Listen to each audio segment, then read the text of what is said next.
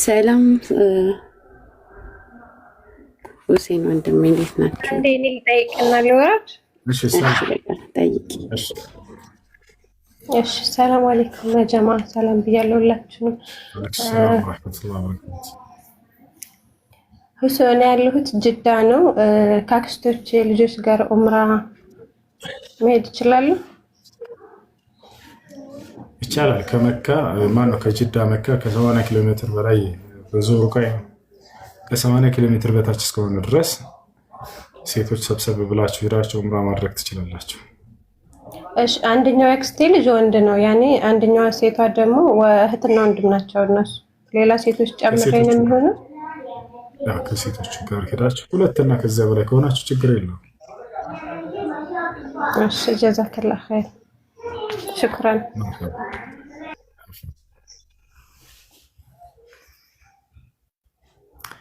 እሺ ከላይ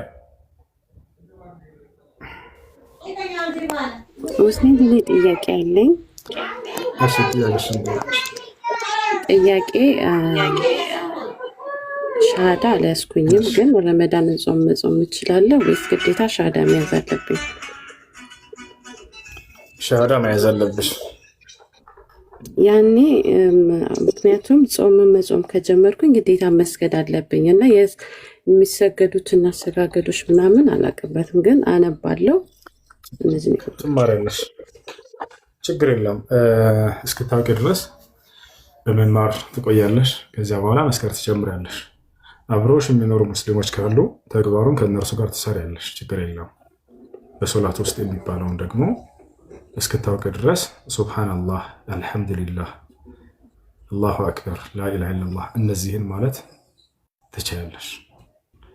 ያኔ ሻሃዳ ካልያዝኩኝ መጾም አልችልም። ሻሃዳ ከያዝኩኝ ነው ጾም የሚታየው።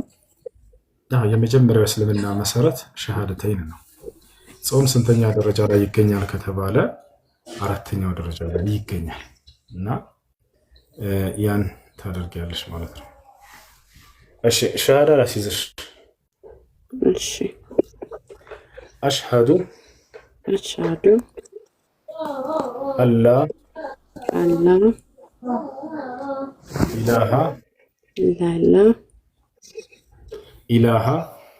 ኢላሃ ኢላላህ ወአሽሃዱ አነ ሙሐመደን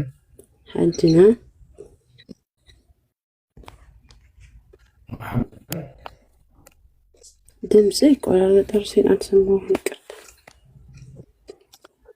እሺ ሙሐመደን አይሰማማ? ሙሐመደን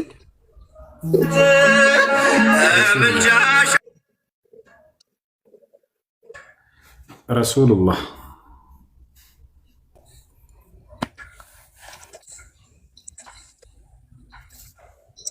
ይሰማል? ይህን ይሰማል ሁሴን። እሺ ረሱሉላህ ማሻአላህ። ከዚህ በኋላ ሙስሊም ነሻል። አሁን ያልሽው ቃል የሻሃዳ ቃል ወይንም የምስክር ቃል ይባላል። ትርጉሙ ከአላህ በስተቀር በእውነት የሚመለክ ሌላ አምላክ የለም ብዬ መሰክራለሁኝ። ሙሐመድ ደግሞ የአላህ መልእክተኛና ነብይ ናቸው ብዬ መሰክራለሁ ማለት ነው። ከዚህ በኋላ ሙስሊም ነሻል ኢንሻአላህ። ሙስሊም ልጆች ሻሃዳን ይልሻል፣ ያስተምሩሻል ስለ ሶላት አሰጋገድ፣ ስለ እስልምና አስተማሪዎች አድሚኖች ፎሎ አድርጓት። በፋቲሃ መስገድ እችላለሁ? ይቻላል። በፋቲሃ ብቻ መስገድ ይቻላል። በፋቲሃ ብቻ መስገድ ይቻላል። አይ እሺ፣ ስምሽ ማን ነበር?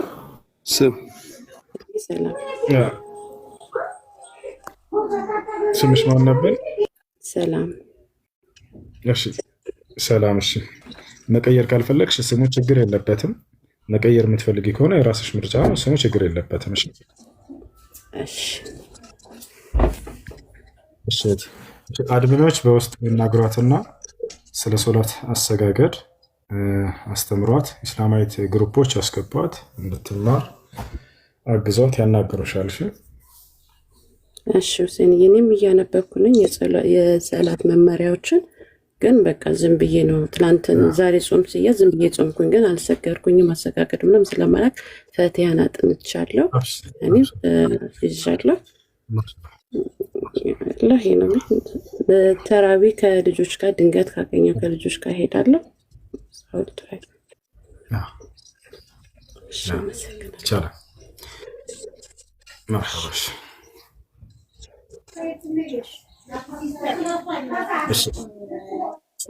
السلام عليكم. አንድ ጊዜ ሱራ አለ ወዳጄ፣ እንዴት ነህ? ደህና ነህ?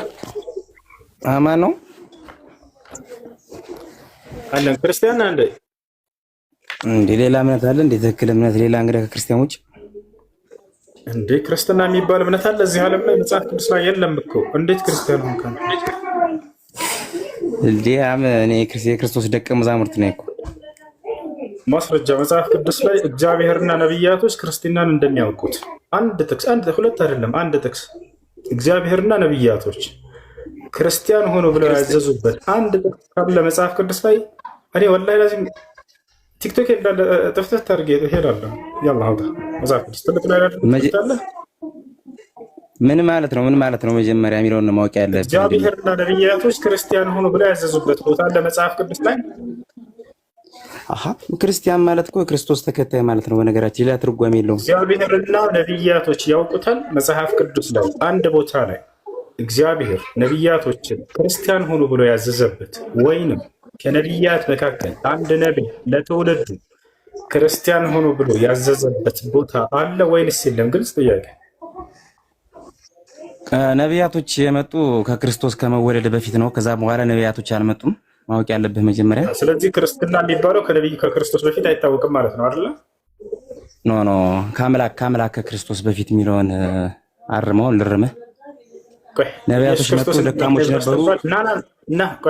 አሁን ነቢያቶችን እንጨርስና ወደ ክርስቶስ አምላክ አይደለም የሚለው ልንመጣ ነው። በነቢያቶች ዘመን አንድ ነቢይ ክርስቲያን ሆኖ ብሎ ለትውልዱ ያስተማረ ነቢይ ያለ የለም? ክርስትና ማለት እኮ በአንድ አምላክ መኑ ማለት ነው። ሌላ ትርጉም የለውም ወዳጅ። ማስረጃ ለሱ ፍቺ የቱ ጋር ነው ያገኘው? ምኑን? ክርስትና ማለት የክርስቶስ ደቀ መዛሙርት ከሚለው ወርድ የመጣ ነው። ማስረጃ መጽሐፍ ቅዱስ ላይ ምንድነው ማስረጃ? የለም ማስረጃ። እሺ ለማንኛውም ጥያቄ ልጠይቅ ነው የመጣው። መጀመሪያ አዳምጠኝ። ጥያቄ ልጠይቅ ነው የመጣው። መመለስ ቤተክርስቲያን እንደዚህ ብለው ይነግሯቸዋል አይደለ? መጽሐፍ ቅዱስ ላይ ግን ማስረጃ ያሳያቸው። እነሱም እንደማይጠይቁ ያውቃሉ። አይጠይቅም ነው መጽሐፍ ቅዱስ የተጻፈ በመንፈስ ቅዱስ ኃይል ነው፣ በሰው አይደለም የተጻፈ። ለዛ ነው ብራዘር ማስረጃ የሰው ሐሳብ አይደለም። መጽሐፍ ቅዱስ ማስረጃ አሁን ያላ ምንድነው ማስረጃ? አንተ አንድ ማስረጃ ትጠይቀኛለህ። አንድ ጥያቄ ብትጠይቅህ ማስረጃ አለ? ጥያቄ ልጠይቅህ። የለም ማስረጃ አላልኳቸውም። እኔ አላሽም፣ ወላሂ አላሽም። ይኸው ማስረጃ የለም። ምክንያቱም ልጠይቅህ ነው የገባው ወዳጅ። የሚናገሩት እነሱም አይጠይቋቸውም። የሚገርማቸው ስማ ልጠይቅህ ነው የገባው። ትጠይቁኛላቸው አይደለ? ሙስሊሞች ለምናገረው ነገር እነሱ ግን አይጠይቁ መምህሮቻቸውን። የለም እስኪ ልጠይቅህ እና ልውጣ አይሻልም? እሺ ሱራ 9:30 ይመስለኛል። እስኪ ያውጣልኝ እሱን እስኪ ምዕራፍና እናወራ እስኪ። ጥያቄ በሱ ላይ ምንድን ነው? ምን ይላል መሰለህ? እያነበብኩ ከሆነ መጽሐፋችሁን እዝራ ያለ ልጅ ነው ብለው አይሁዶች ያምናሉ የሚል አገኘሁ እና እውነት ነው ያምናሉ? ግን እንደዛ ያምናሉ ሳይሆን አሉ ነው የሚለው። እንደዛ ነው የሚያምነው እነሱ። እንደዛ ነው የሚያምነው። እና ምን ለማለት ተፈልጎ ነው አሉ የሚለው? አሁን ይላሉ አሁን ያሉት አይሁዶች ይላሉ እንደዛ። አንደበታቸው ተናገሩ። ምን አልከኝ?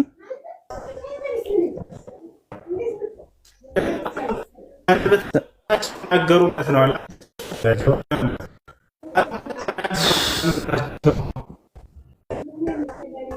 እየተቆራረጠ ነው ወንድሜ እያልከኝ ያለው የተሰማኝ አይደለም።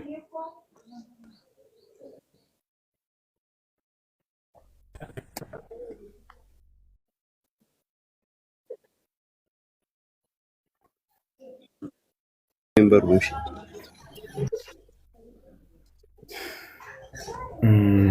ይሰማል። አሁን ይሰማል። አሁን ይሰማል። እዛ ላይ ምን ይላል መሰለህ? ሱራ ላስረዳህ። በቃ ጥያቄም ገብቶኛል። ላስረዳህ ምን ይላል እዛ ቦታ ላይ አላህ ሱብሓነሁ ወተዓላ وقالت اليهود عزير ችግር በአማርኛ እያወራህ አብሽር። በቃ ላሳይ። አብሽር፣ ያው እያሳየሁ አስረዳሃለሁ። ችግር የለውም።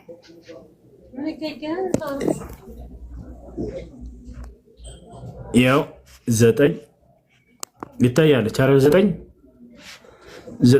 አይደለ? የመጀመሪያ መስመር አይሁድ ኡዘይር የአላህ እኮ ይወርድ አይሁድ ኡዘይር የአላህ ልጅ ነው አለች። ክርስቲያኖችም አልመሲህ የአላህ ልጅ ነው አሉ። ይህ በአፎቻቸው የሚናገሩት ቃላቸው ነው። እነዚያን ከነሱ በፊት የካዱትን ሰዎች ቃል ያመሳስላሉ። አላህ ያጥፋቸው። ከእውነት እንዴት ይመለሳሉ ይላል። እዚህ ቦታ ላይ አይሁዲዎች ጥያቄ ምንድን ነው? በቃ ጥያቄህን ጠይቅ። እኔ ራሴ ከምጠይቅ ጥያቄ ልንገርህ። አሁን ላይ ያሉት አይሁዶች የሚያምኑት ኡዘይር የፈጣሪ ልጅ ነው ብለው አያምኑም። ስለዚህ ውሸት ነው የተጻፈው፣ መጽሐፉ ላይ የተጻፈው ጥቅስ ውሸት ነው ብዬ ማስማን ከሞግት ጠይቀህ እየመለስክ ነው ራስህ ወይንስ እኔን ልጠይቀኝ ነው? እየጠየቅኩ ነው። እና ትክክለኛው መልስ ንገረኝ ሳታብራራ ማለት ነው። አሁን ላይ ስለዚህ መጽሐፉ ውሸት ነው ማለት መልስ ራስህ መልስ ይተ ለማንኛውም መልሱን አዳም አንደኛ ሌላ ምንድነው? ደጋግሞ አይተው ከሆነ በአፎቻቸው የሚናገሩት ቃል ነው ይላል አይደለ? ሱራ እሺ በአፎቻቸው በነብዩ ሰለላሁ ዐለይሂ ወሰለም ዘመን አይሁዶች መጥተው በአፎቻቸው ተናግረው ስለነበር ነው። መጥተው ምናሉ ኡዘይር የአላህ ልጅ ነው ብለው በፊታቸው ይናገሩ ነበር። ገብቶሃል አይደል?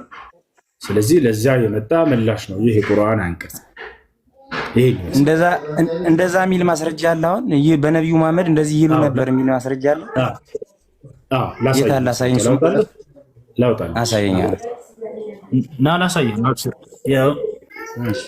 እኔ ያለ ማስረጃ አልናገርም። እውነት እላለሁ። እኔ ከራሴ አንዳች አልናገርም። እንዳነበብኩ እናገራለሁ። ንግግሬም ቅን ነው፣ በማስረጃ እንጂ ያለ ማስረጃ አልናገርምና። ዳሩ ግን ትምህርቴስ በማስረጃ የተደገፈ ነው። አሁን ሱረቱ ተውባ ላሳያችሁ። በነቢ ሰለላሁ ዐለይሂ ወሰለም ዘመን አይሁዶች ኡዘይር የአላህ ልጅ ነው እንደነበር ላሳያችሁ። ላሳይህ ነው። አብሽር። እሺ ያውና በቪዲዮ ልክፈትላችሁ። አንድ ሚዩት አድርገው። ሱራ ሚዩት አድርገው። እሺ ይታያቸዋል ልጆች።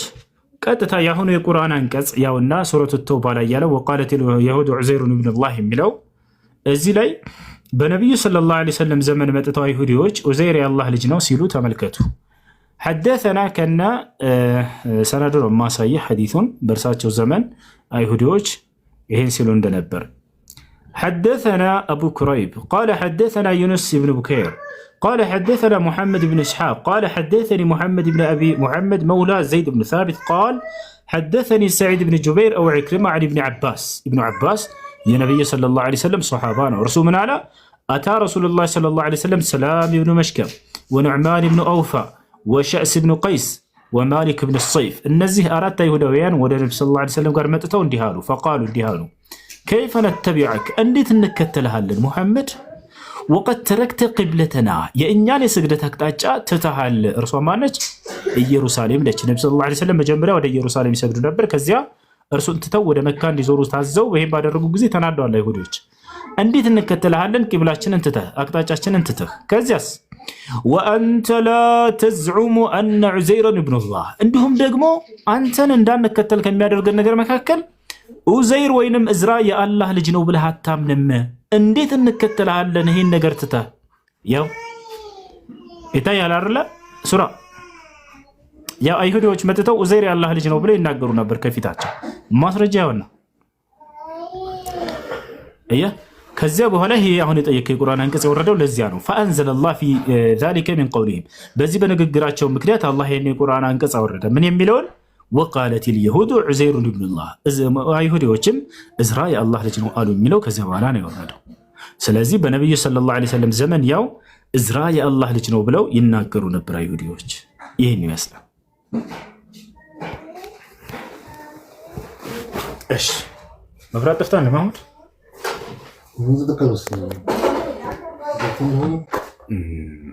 መብራት ጠፍቷል በአላህ እዚህ ሰፈር እሺ ይሰማችኋል تسمعني كلامي ولا لا هتسمعني كلامي ما اسمع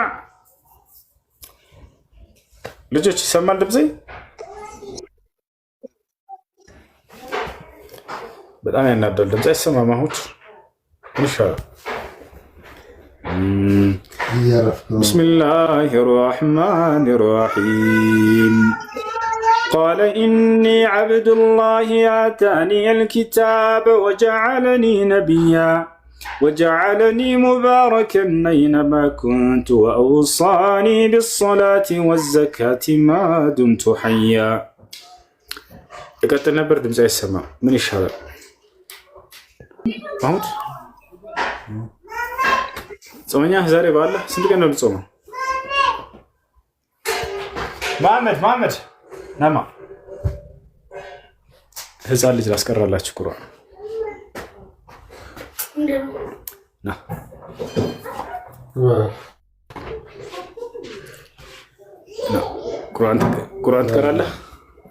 ቁርአን ትቀራለህ? ዛሬ ጾመኛ ነህ? ወላሂ በል ልጅ ህፃን ልጅ አይደለም። ያ ጀማ ይሄ ልጅ ስንት ዓመት ይመስላችኋል? ና ቁርአን ቅራ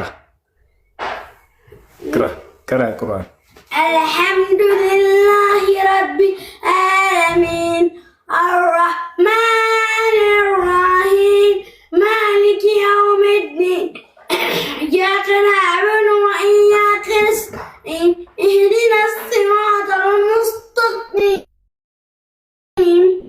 صراط الذين أنعمت عليهم غير المغضوب عليهم ولا الضالين آمين تبت يدا أبي لهب وتب ما أغنى عنه ماله وما كسب سيصلى نارا ذات لهب وامرأته حمالة الحطب في جيدها حبل من مسد ማሻአላህ ጎበዝ ነይ አምጣት የማናት ልጅ የአብዱሴ ልጅ ናት ሶፊያ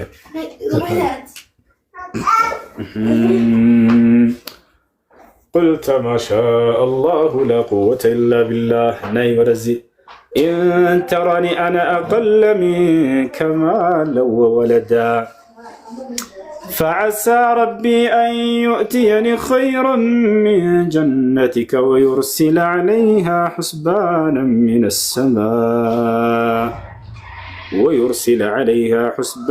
من السماء فتصبح صعيدا زلقا. السلام عليكم أسو. وعليكم السلام ورحمة الله وبركاته. ማሜኒ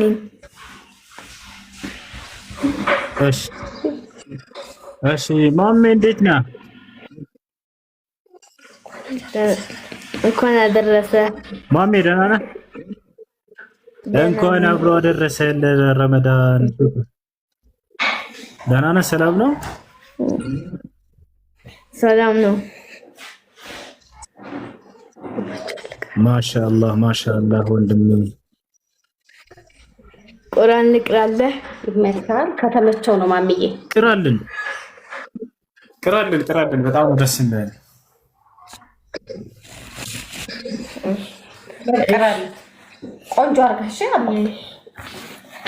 أعوذ بالله من الشيطان الرجيم بسم الله الرحمن الرحيم والصافات صفا والزاجرات زجرا فالتاليات ذكرا إن إلهكم لواحد رب السماوات والأرض وما بينهما ورب المشارق إن زينا السماء الدنيا بزينة الكواكب وحفظا من كل شيطان مارج لا يسمعون إلا الملائل على الأرائك على الأرائك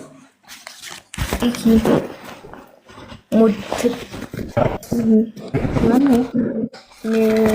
كل جانب دحورا ولهم عذاب واصب إلا من خطفته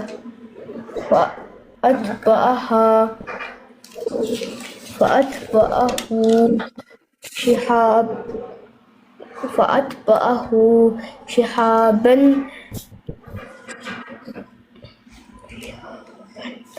شهاب ثاقب.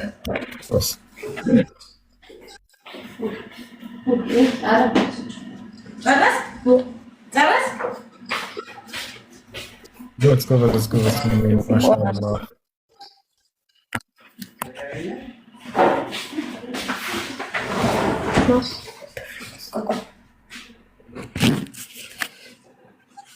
ሰላም አለይኩም ሱ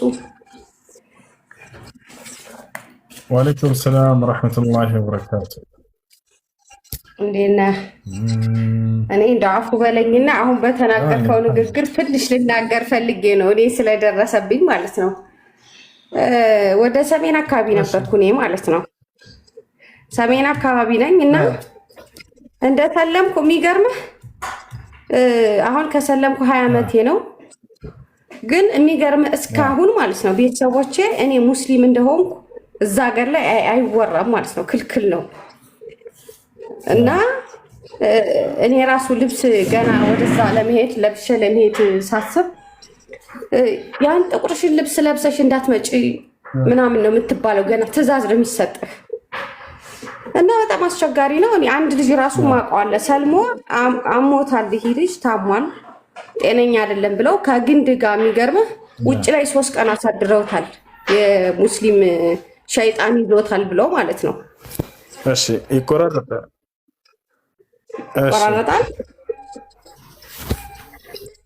አሁን ይሰማል። ቀጥል። ይሰማል እና 3 ቀን የሚገርምህ ውጭ ላይ አሳድረውታል። ግንድ ላይ አስረው ማለት ነው፣ ውሃ እየደፉበት በቃ የሙስሊም ሸይጣን ነው ያዘው ተብሎ ማለት ነው። እና እኔ ደግሞ አጋጣሚ አንድ እህቴ አረብ ሀገር ነበረች። የዛሬ 16 ዓመት አካባቢ ስትሄድ አጋጣሚ እኔ ጋር ነበረች እና ሻሃዳ አስይዣት ሄደች ማለት ነው። የሚገርምህ በ16 ዓመቷ ስትመለስ እንደ አዲስ ነው የተጣላ ነው፣ ክረምት ላይ ማለት ነው። በቃ በአዲስ መልክ ተበጣብጠናል፣ በቃ በአዲስ ሁኔታ ማለት ነው። የእኔን ራሱ እንደ አዲስ እንደገና አገር አሸባቸው ሁሉ እና ትንሽ የተወሰነ እንደውም እኛ ቤተሰቦቻችን አካባቢ ትንሽ እንደው የሚፈሩም ናቸው ስለሚባል እንጂ የእውነት በመሳሪያ ይገሉሃል፣ ይመቱሃል ሀቂቃ። እና እንደውም በአሁኑ ሰዓት የሚሰልሙ ልጆች በአሁኑ ሰዓት በጣም እድለኞች ናቸው። እኔ አልሐምዱሊላህ ረብል ዓለሚን በዛን ሰዓት በጣም ብዙ ነገር አሳልፌ ነበር እና አልሐምዱሊላህ ግን ቅድም አንተ ስትናገር በጣም በቃ ብዙ ነገር እንትን አለ እና የሚገርምህ ብቻ አልሐምዱሊላህ ይቅርታ። አብሽር። ይህ ያለ በተጨባጭ የሚታወቀው እውነታ ነው። አላህ ብቻ እንትን ይበላቸው፣ አላህ ያምራቸው። እና የሚገርምህ ዳዋ እንኳን ልታረግ ስትፈልግ እኔ አልሐምዱሊላህ አሁን 20 ዓመቴ ነው በትዳር አልሐምዱሊላህ አላህ ሁሉ ነገር አስተካክሎልኛል። ኑሮ ያሪፍ ነው አልሐምዱሊላህ ረብል ዓለሚን። ልጆቼ አልሐምዱሊላህ ትልቅ ደረጃ ይደርሱልኛል። ዩኒቨርሲቲ ልጆች አሉኝ ምናምን፣ ቁርአን የቀሩ ናቸው፣ ኪታብ እየቀሩ ነው አልሐምዱሊላህ። እንዳልኩ ባለፈው እኔ ነበርኩ ያልቀረሁት። አሁን በደንብ ሲገባኝ አልሐምዱሊላህ እንደ አዲስ ጀምሬያለሁ አልሐምዱሊላህ ረብል ዓለሚን። እና ስለ ነብዩ ሰለላሁ ዐለይሂ ወሰለም ራሱ በጣም ብዙ ጊዜ ስትነግራቸው ምናምን በጣም በቃ ያልሆኑ መልሶች ትሰማለህ። ማለት እኔ እሳቸውን ሳላቃቸው ነው የምወዳቸው በጣም ምንም እኔ እንትኖችን ኡመቶችን ሳላቃቸው ናፈኳቸው የሚሉ ያሉኝ ራሱ ሁሌ ስሜትን አላቅም። እኔ የሚሰማኝ ስሜት ብቻ ብዙ ጊዜ ይቅርታ አላቅም። ለሳቸው ራሱ ምን አይነት ጥላቻ እኔ አላቅም። ምንም ያልተማረ ሰው እንኳን ቢሆን ለሳቸው ማንኛውም ሰው በቃ ሃይማኖት ባይኖረው እንኳን እሳቸው ሊጠላ የሚችል እንትን ያለው ሰው በጣም ይገርመኛል። በቃ አልሐምዱሊላህ ረብል ዓለሚን እኔ ብቻ ደስተኛ ነኝ። አላህ አልሐምዱሊላህ እንኳን ሙስሊም አደረገኝ፣ እንኳን በዛ ሁኔታ አልሞትኩኝ። እና ብቻ ቅድም ስትናገር በቃ በጣም ተናነቀኝ ታውቃለህ። በቃ ከአቅሜ በላይ ሆነ ብዙ ነገሮች ስላሳለፍኩ። በእርግጥ አሁንም ብዙ ነገር እያሳለፍኩ ነው፣ ግን አልሐምዱሊላህ አሁን ልጆቼም ደርሰዋል። በቃ ያ ሁሉ ብቸኝነት አልፏል። አልሐምዱሊላህ ረብል ዓለሚን። እና ብቻ እኛ የሚሰማንን ስሜት ደግሞ በተለይ ሙስሊም ሆኖ እስልምና ላይ ያደገ ሰው አያውቀውም።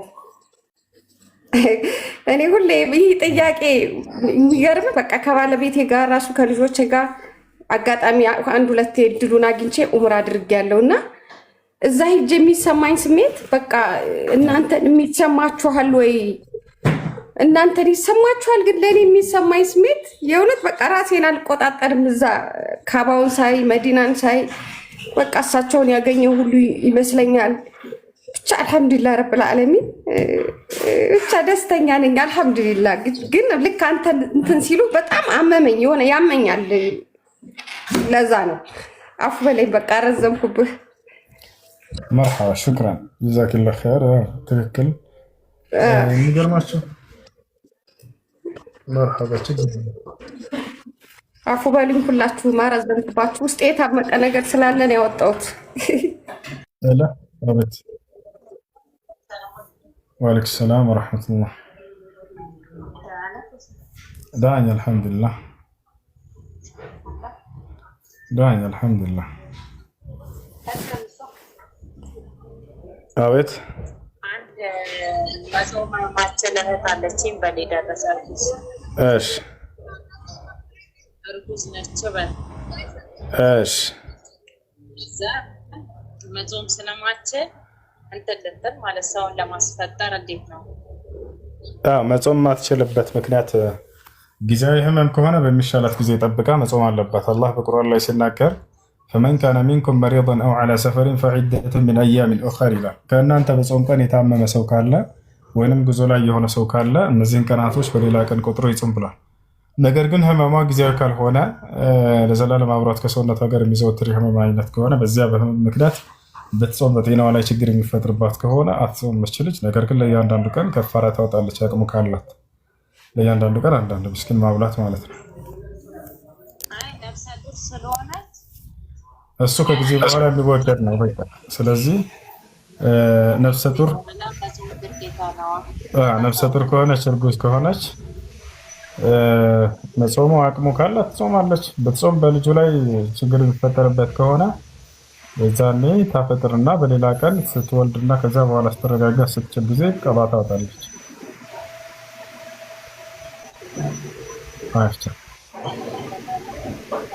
مرحبا. እሺ مرحبا هاي مرحبا. ማን ጋር የሚረብሽ ድምጽ ያለው? አድሚኖች አድሚን የለም? አድሚን የለም ወይ?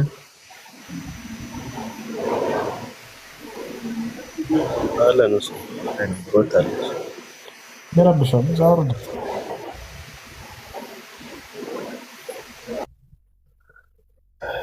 እሺ ጀናባ ላይ የሆነ ሰውዬው ቁርአን መቅራት ይቻላል የሚል ልጅ ሰምተን ነው። በዚህ ላይ ምን ትላለህ ይላል። አላህ ነው ጀናባ ላይ ሳለ ሰውዬው ቁርአን መቅራት አይችልም፣ አይፈቀድለትም። ይህን ያሉት ነብዩ ሰለላሁ ዐለይሂ ወሰለም ናቸው። ከዛሊከ አህሉል ዒልም ልክ እንዲሁ ዑለሞች ጀናባ ላይ የሆነ ሰው ቁርአን መቅራት አይችልም። ጀናባ ታውቃላችኋል? የማያውቁ ሰዎች ሊኖሩ ይችላሉና ጀናባ የሚባለው ባል ከሚስቱ ጋር ግንኙነት አድርጎ የዘር ፈሳሽ የሚፈሰው እሱ። ልክ እንዲሁ ደግሞ አንድ ሰው በቀንም ሊሆን ይችላል በሌሊት እንቅልፉን ተኝተው በህልሙ ከሌላ ተቃራኒ ጾታ ጋር ግንኙነት አድርጎ ሊሆን ይችላል። ሳያደርግም በህልሙ ከብልቱ የዘር ፈሳሽ ከወጣ እሱ በዚህ ሁኔታ ላይ ሳለ ሰውዬው ቁርአን መቅራት አይችልም። ለወንድም ለሴት ለወንድም ለሴት ግን ያንን ሻወር ከወሰደ በኋላ ነው ቁርአን መቅራት የሚችለው በሂፍዝም ሆነ በምንም መንገድ መቅራት አይቻልም። እሺ በዚህ ላይ ምናልባት የዑለሞችን ንግግር ማየት የምትፈልጊ ከሆነ አሳያችኋለሁ።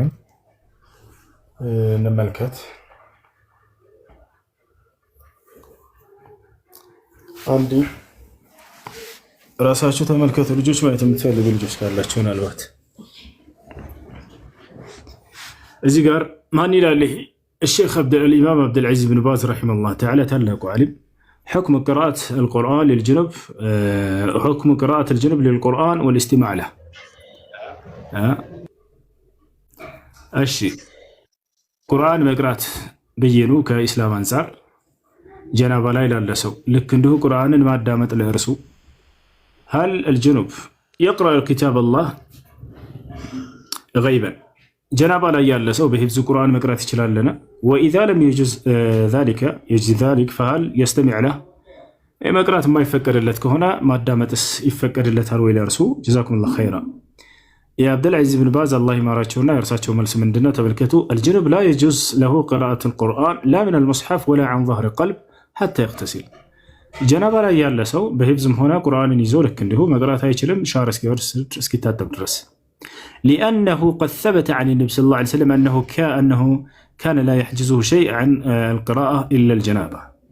مكنياتهم كان النبي صلى الله عليه وسلم زاركوا عليه نقول ترقاقتوا من دون رسوم القرآن كما قرأت ميقراشو جنابة انجل إلى النبر.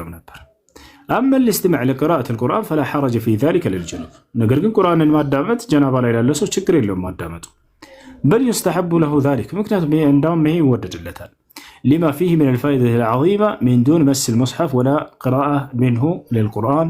والله ولي التوفيق. قرآن سينك ما دامتو شكر لله. شيخ عبد العزيز بن باز رحمه الله تعالى تناقروا مالتنا يعني سلام. الشيء كلا ጥያቄ ያለው ካለ መቀጠል ይችላል። ከሌለ በዚህ ላይ ያሉትን የዑለሞች አቋም እንቀጥላለን። እሺ ከላይ ሰላም ወአለይኩም ሰላም ወራህመቱላሂ ወበረካቱ። እሱ እኔ ያለኝ ጥያቄ ወአለይኩም ሰላም ወራህመቱላሂ ወበረካቱ። ያለኝ ጥያቄ የሆነ ከሸሪዓ ባንክ ጋር የተያዘ ነገር ነው። እንዴት ነው የነሱ አሰራር? የሆነ እቃ ሲገዙ ዋጋቸውን ይጨምሩና እዛ ላይ አንተ የሆነ መኪና አሁን ለምሳሌ መኪና መግዛት ከፈለክ ዋጋውን ይጨምሩበትና ከዛ አንተ ያንን ትከፍላለህ። በሸሪዓ አንፃር እንዴት ይታያል? እሺ ወደ እሱ እንመጣለን። አንድ ጊዜ እዚህ ጋር ልጨርስላችሁ። ያውና ጀናባ ላይ ሆኖ መቅራት ተመልከቱ። أولا ذهب عامة الفقهاء من المذاهب الأربعة أردتم المذهب على بيتوش التقال أبزاني وشي اللي كونتوش اندالله وغيرهم إلى تحريم قراءة القرآن على الجنوب جناب لا إله إلا سو أردتم المذهب على بيتوش حرام نبلون المياه ولو من غير مس المصحف قرآن سايلك أبيهون من كون بهفز بيهون. قال الترمذي رحمه الله تعالى إمام الترمذي من هالو وهو قول أكثر أهل العلم من أصحاب النبي صلى الله عليه وسلم والتابعين. كان النبي صلى الله عليه وسلم صحابه كتابعين عندهم بزهن على مشركين هنا ومن بعدهم كان رسول الله مثل سفيان الثوري وابن المبارك عبد الله بن المبارك والشافعي وأحمد وإسحاق بن راهويه وغيرهم. قال شيخ الإسلام ابن تيمية رحمه الله تعالى ابن تيمية من قالوا فإن الأئمة الأربعة متفقون على منعه من ذلك. أردتم أئمة የፍቅህ መዝሀብ ባለቤቶች ሁላቸውም ተስማምተዋል። ቁርአንን መቅራት የተከለከለ እንደሆነ ይሄ በመከልከሉ ላይ ተስማምተዋል። ጀናባ ላይ የሆነ ሰው الإمام الكسائي رحمه الله تعالى من قال ولا يباح للجنب قراءة القرآن عند عامة العلماء. አጠቃላይ ከዑለሞች ዘንድ ጀናባ ላይ ያለ ሰው ይሄን ቁርአን መቅራት አይፈቀድለትም። ይሄ ነውና ይሄ ነው የአራቱ ኢማሞች አቋም። الشيخ عبد العزيز بن باز وكذلك الشيخ الإسلام تيمية ሌሎችም አቋማቸው። እሺ ጥያቄ ያለው ምን ነበር ያልከው ጥያቄ? ወአለይኩም ሰላም ወራህመቱላሂ ወበረካቱ። ሙባረክ ጀሚዓን ለዚህ ነበር የገባሁት። በቃ መልሰልኛል። ጀዛክላሁ ኸይር። እሱ ጥያቄ ልድገምልህ። እሺ እና ስለ ሸሪዓ ባንክ የሚባለው ልጠይቅ ነው። የሆነ እቃ ይገዙልሃል፣ ዋጋ ይጨምሩበታል እና ያንን ትከፍላለህ። ያ ስለሽ በሸሪዓ በኩል እንዴት ይታያል?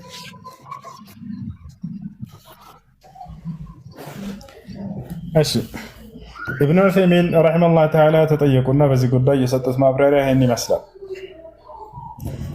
ኢብኑ ዑሰይሚን ረሒመሁላህ ተዓላ ምን አሉ? አንድ ባንክ ቤት ሊሆን ይችላል። ለምሳሌ መኪና ገዛ እንዳስቀመጠ ይህን መኪና አሁን ለገዛኝ ሰው 1 ሚሊዮን እሸጥለታለሁኝ አለ የባንክ ቤቱ ኃላፊ። ባንክ ቤቱ ከዓመት በኋላ ከሆነ ግን 1,500,000 እሸጥለታለሁኝ አለ ያንን መኪና። በዚህ ጊዜ ከዓመት በኋላ ያለውን ነው የምፈልገው ብሎ ሰውየው 1,500,000 የሚለውን ቢወስድ ችግር የለውም። ይሄ ወለድ አይሆንም ወይ እንዳንል፣ ላ ይሄ ወለድ በተመሳሳይ ነገር ሲሆን ጊዜ ነው። ይሄ ግን ምንድነው አሉ ኢብኑ ዑሰይሚን ሀዛ በይዑን ወሽራ አሉ። ይህ መግዛትና መሸጥ እንጂ ከወለድ ጋር የሚያገናኘው ነገር የለም ማለት ተስማምቶ ሰውየው የሚገዛው የሆነ ግብይት ነው። ስለዚህ ወለድ አይሆንም ማለት ነው።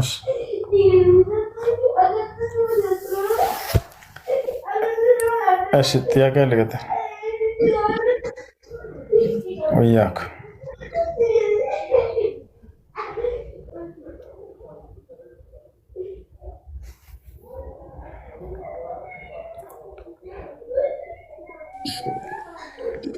السلام عليكم ورحمة الله وبركاته. السلام ورحمة الله وبركاته.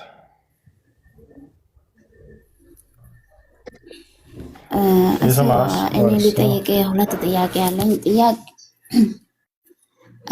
ረመዳን ሙባረክ በመጀመሪያ ኢንሻአላህ።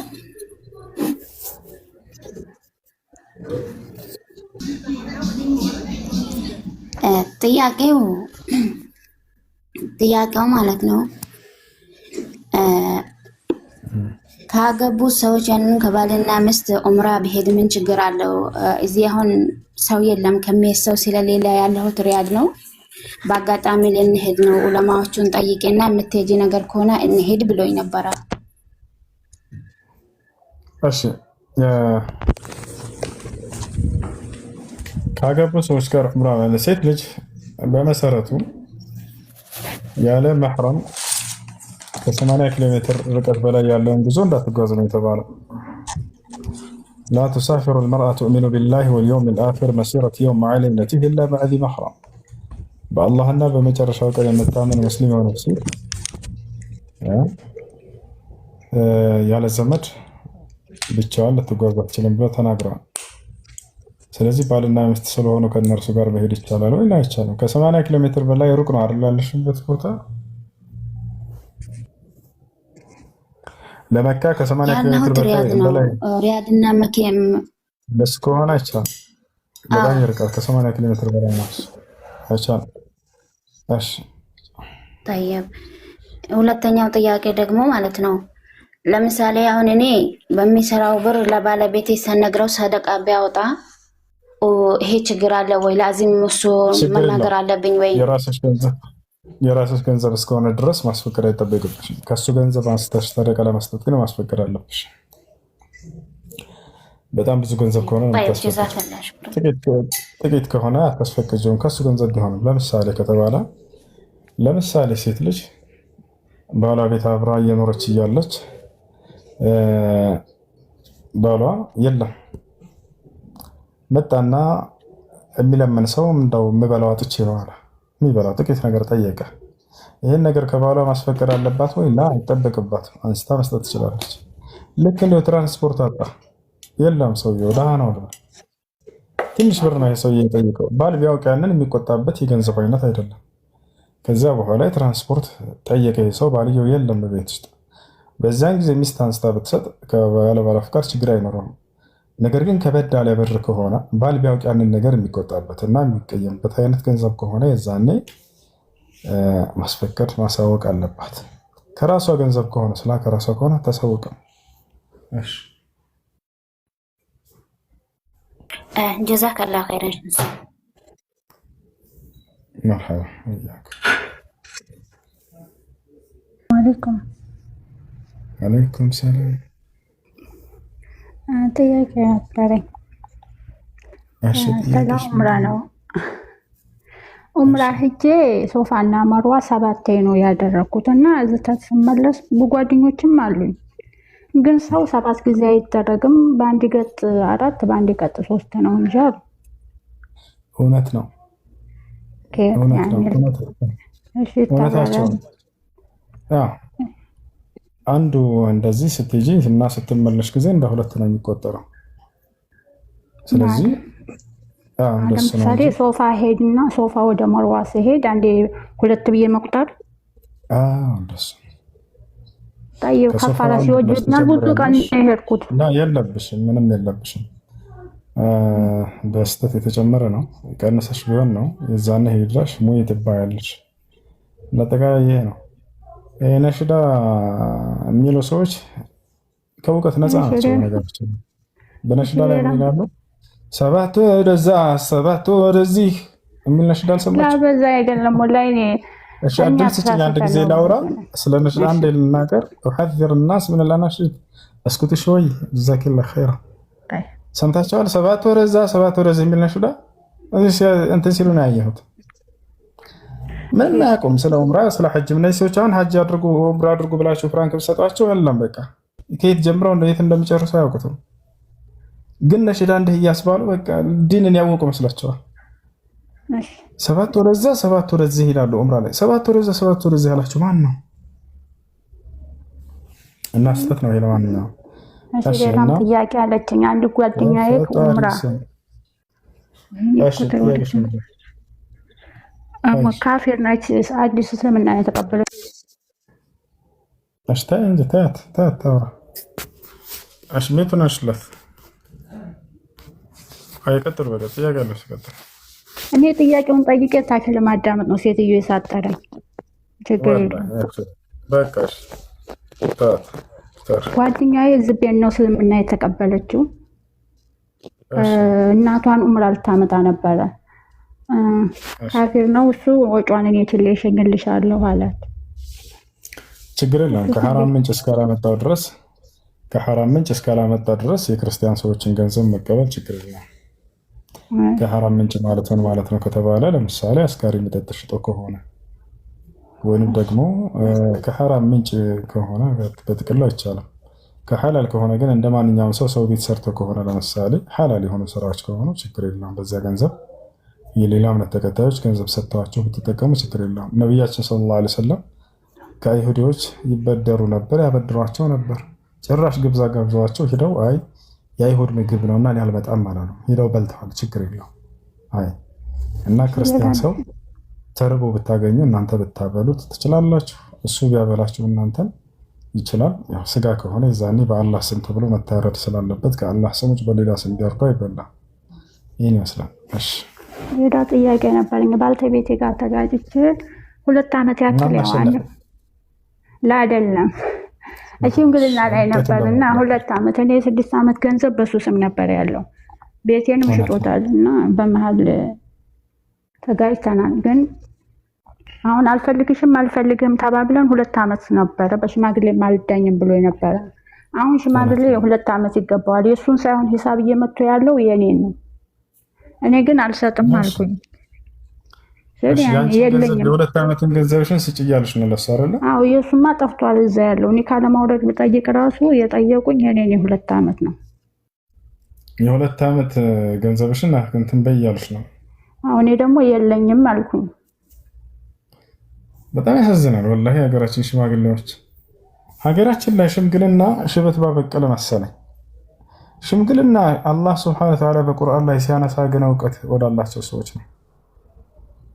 ወለው ረዱሁ ኢላ ረሱል ወኢላ ኡሊል አምሪ ሚንሁም ለዓሊመሁ አለዚነ የስተንቢጡነሁ ሚንሁም። ሽምግልና ሲባል ያ አሸማጋይ ሰው ዲናዊ እውቀት ሊኖረው ይገባል። ሽምግልና ማለት በሰዎች መካከል መፍረድ ነው አይደለ? እውቀት ያስፈልጋል ለሚፈርድ ሰው። ገብታችኋል?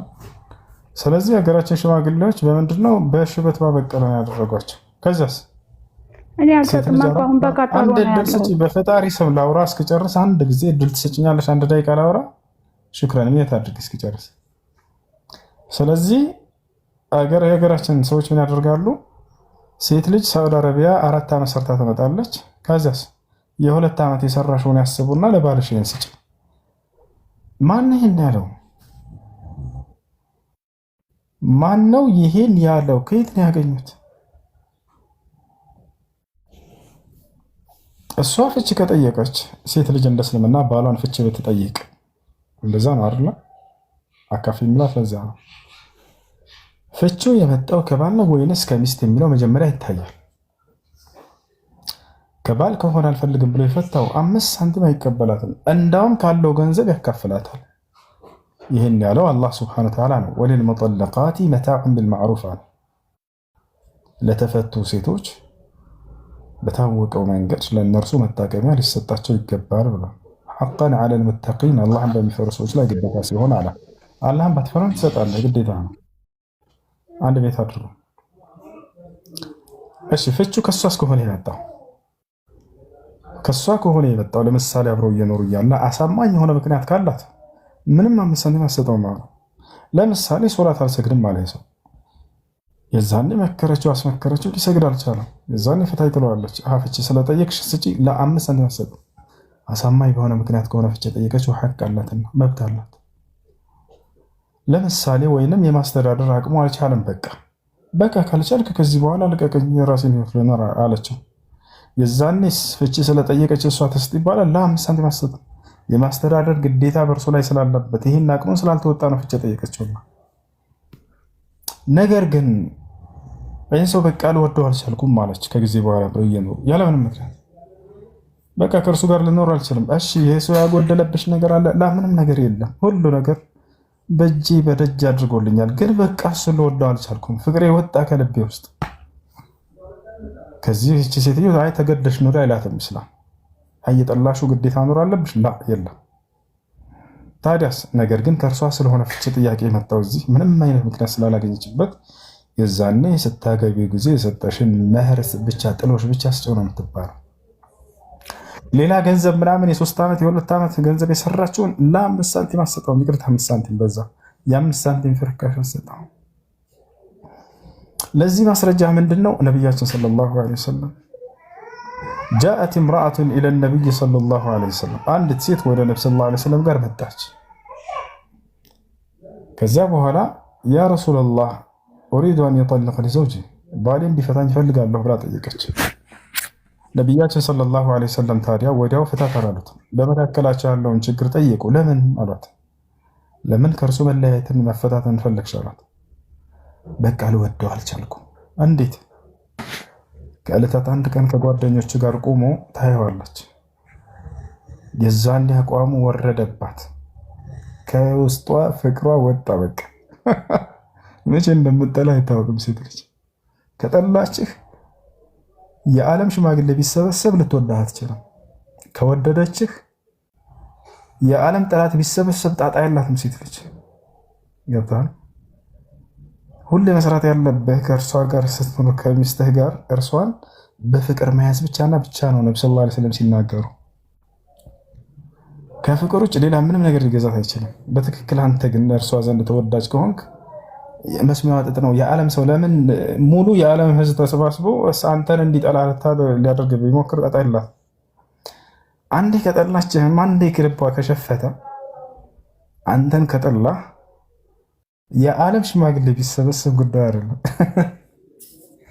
ገራሚ ፍጥረት ነች።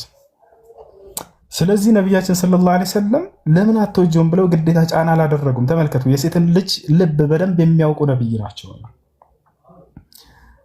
እንግዲህ ካልወደደችህ እየጠላችህ ከአንተ ጋር ልትኖር አትችልም ማለት ነብዩ ሰለላሁ ዐለይሂ ወሰለም። አይ ተገደሽ ኑሪ አላላትም። ታዲያስ ነገር ግን ሲያገባሽ ጊዜ የሰጠሽን ጥሎሽ መመለስ ትችያለሽ አሏት።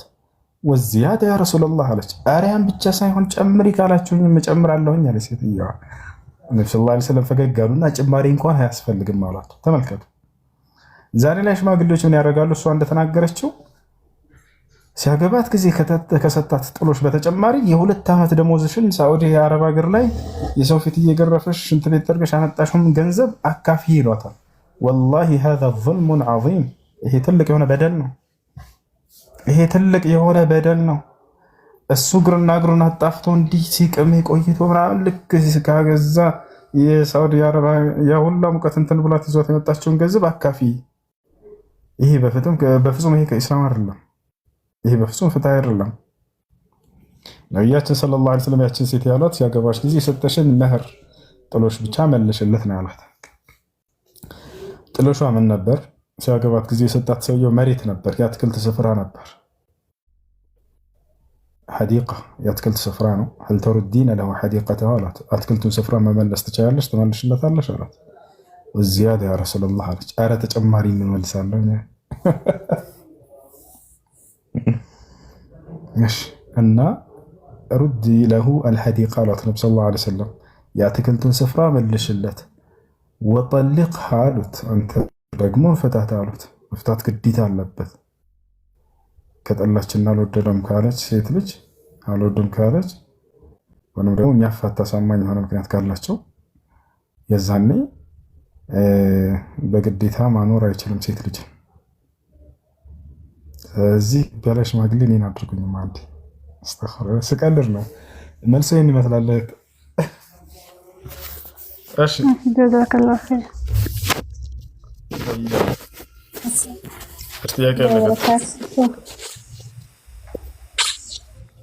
ሰላም ወራህመቱላሂ ወበረካቱ። በመጀመሪያ እንኳን አደረሳችሁ ሁላችሁም ለረመዳን ጾም። የኔ ጥያቄ አንድ ሴት ምን አልከኝ? እንኳን አደረሳችሁ ብለሽን መልሱን ሳንመልስ ወደ ገደል ገባሽ። እንኳን አደረሳችሁ ብለሽ እንኳን አብሮ አደረሰን። አሁን ወደ ጥያቄ። እሺ አንድ ሴት ለራሷ ልትጌጥበት ገዛበታለሁ ብላ ያስቀመጠችው ብር ዘካ ይወጅበታል?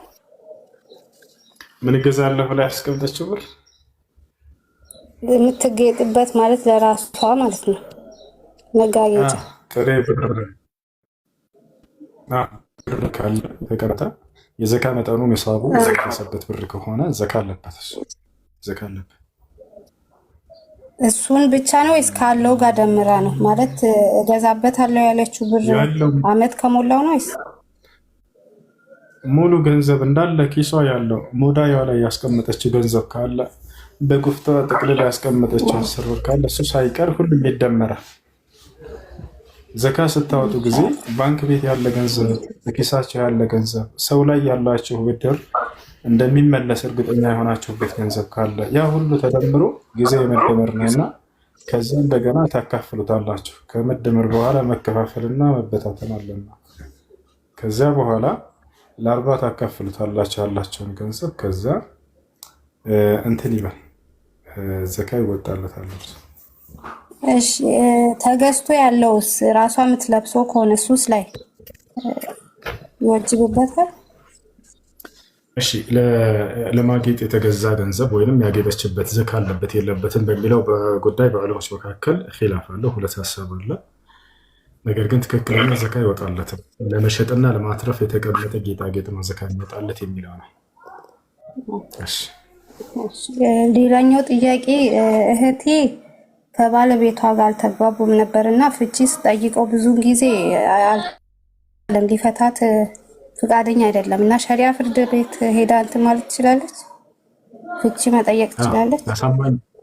ፍቺ መጠየቂያ አሳማኝ ምክንያት ኖሯት አልፈታም ካላት ሸሪዓ ፍርድ ቤት ሄዳ መጠየቅ ትችላለች። ያለምንም ምክንያት ግን ፍቺ መጠየቁ እሱ አይቻልም። ይህ ልታውቁ ይገባል። ነቢያችን ሰለላሁ ዐለይሂ ወሰለም አየማ እምረአትን ሰአለት ጠላቅ ሚን ገይሪ በእሲን ሐረም ዐለይሃ ራኢሐተል ጀና ብለዋል። እሺ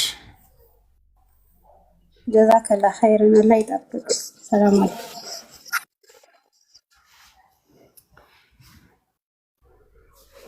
ወያክ እሺ ፎዚያ ሰላም አለይኩም።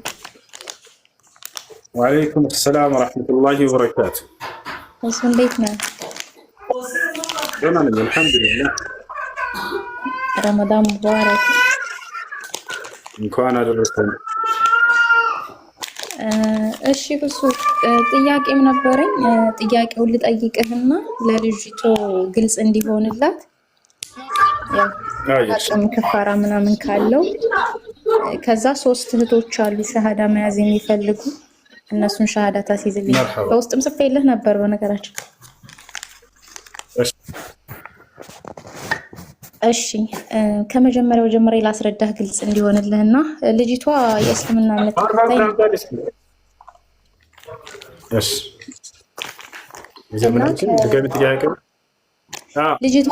ልጅቷ የእስልምና እምነት ተከታይ ነበረች መጀመሪያ ላይ ማለት ነው። እውነት ነው። እና በሆነ አጋጣሚ ያው ሰው የሚመስለው ውለው ነው። በሆነ አጋጣሚ ከሆነ የክርስትና እምነት ተከታይ ልጅ ጋር ጓደኝነት በሚለው ነገር ጀመሩ። ከዛ አጋጣሚ ሆኖ በመሃል እርግዝና ተፈጠረ ማለት ነው። እርግዝና ታቋርጬ አንዴ እስክጨርስ ድረስ ስራን ታቋርጬ የሚረብሽ ድምፅ አለ። አዎ ህፃን ልጅ ስላለኝ ነው። እሺ ቀጥይ። እሺ እንደዛ ከሆነ ችግር የለም ቀጥይ። ህፃን ልጅ ስላለኝ ነው። አፏን እና ልጅቷ አጋጣሚ ልጁ ጋር ጓደኝነት እንደጀመሩ ከዛ በኋላ እርግዝና ተፈጠረ ማለት ነው። እርግዝና ሲፈጠር ልክ እርግዝና እንደተፈጠረ ልጁ የክርስትና እምነት ተከታይ ስለሆነ በእነሱ አይ ቲንክ 80 መሰለኝ ባልሳሳት የሚባለውን ነገር ታሰረች ማለት ነው። ከዛ ልጅቷ ተወለደች። ልጅቷ ከተወለደች በኋላ ልጅቷ በተወለደች እኔ በስንት ጊዜው እንደሆነ ወላሁ አለም ክርስትና ልጅቱ ተነሳች ማለት ነው። የተወለደችዋ ልጅ ያኔ እናቲቱም አብራ ክርስትና ተነሳች። ከዛ ክርስትና በተነሳች በልጅቷ ህፃኑም እናቷም ክርስትና በተነሱ በ6 ወራቸው አንዴ ክላስ ልግባ ድምፅ ረብሽ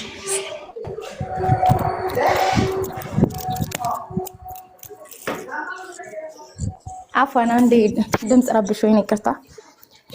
እና ክርስትና ከተነሱ ከ6 ወር ማለት ከተወለደች እና ክርስትና ከተነሳች ከ6 ወር በኋላ እናቲቱ ልጅቷን ለእናቷ ጥላ ልጅቷ 6 ወር ሆኗታል ወደ አረብ ሀገር ሄደች ማለት ነው።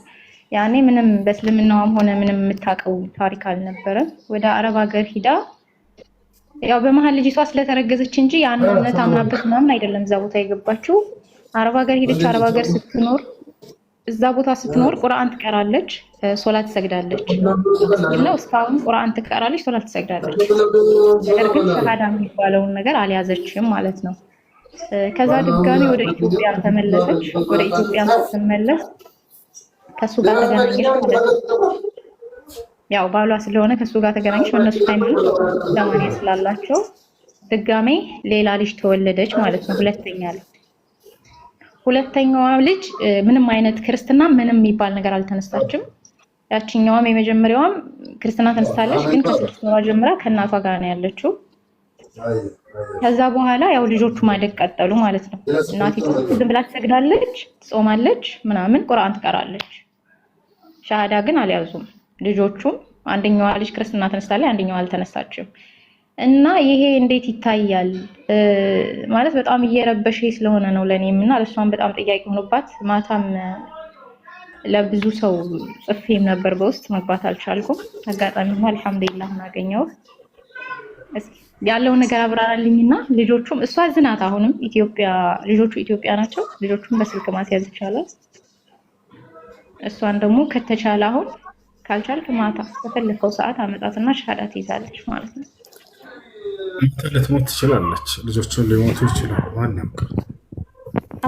ስለዚህ ሰው ሻሃዳ ስጃት ጥራት አንቺ ደውለሽ ሻሃዳ ስጃት ትችላለች ወይ አምጫት ሻሃዳ እናስይዛታለን።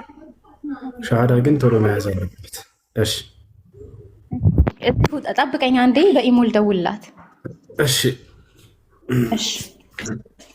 እስልምና ተረት ተረት ነው። መሐመድ ሞቷል፣ ስለዚህ እስልምና ይሞታል አለ የጌታ ሰው።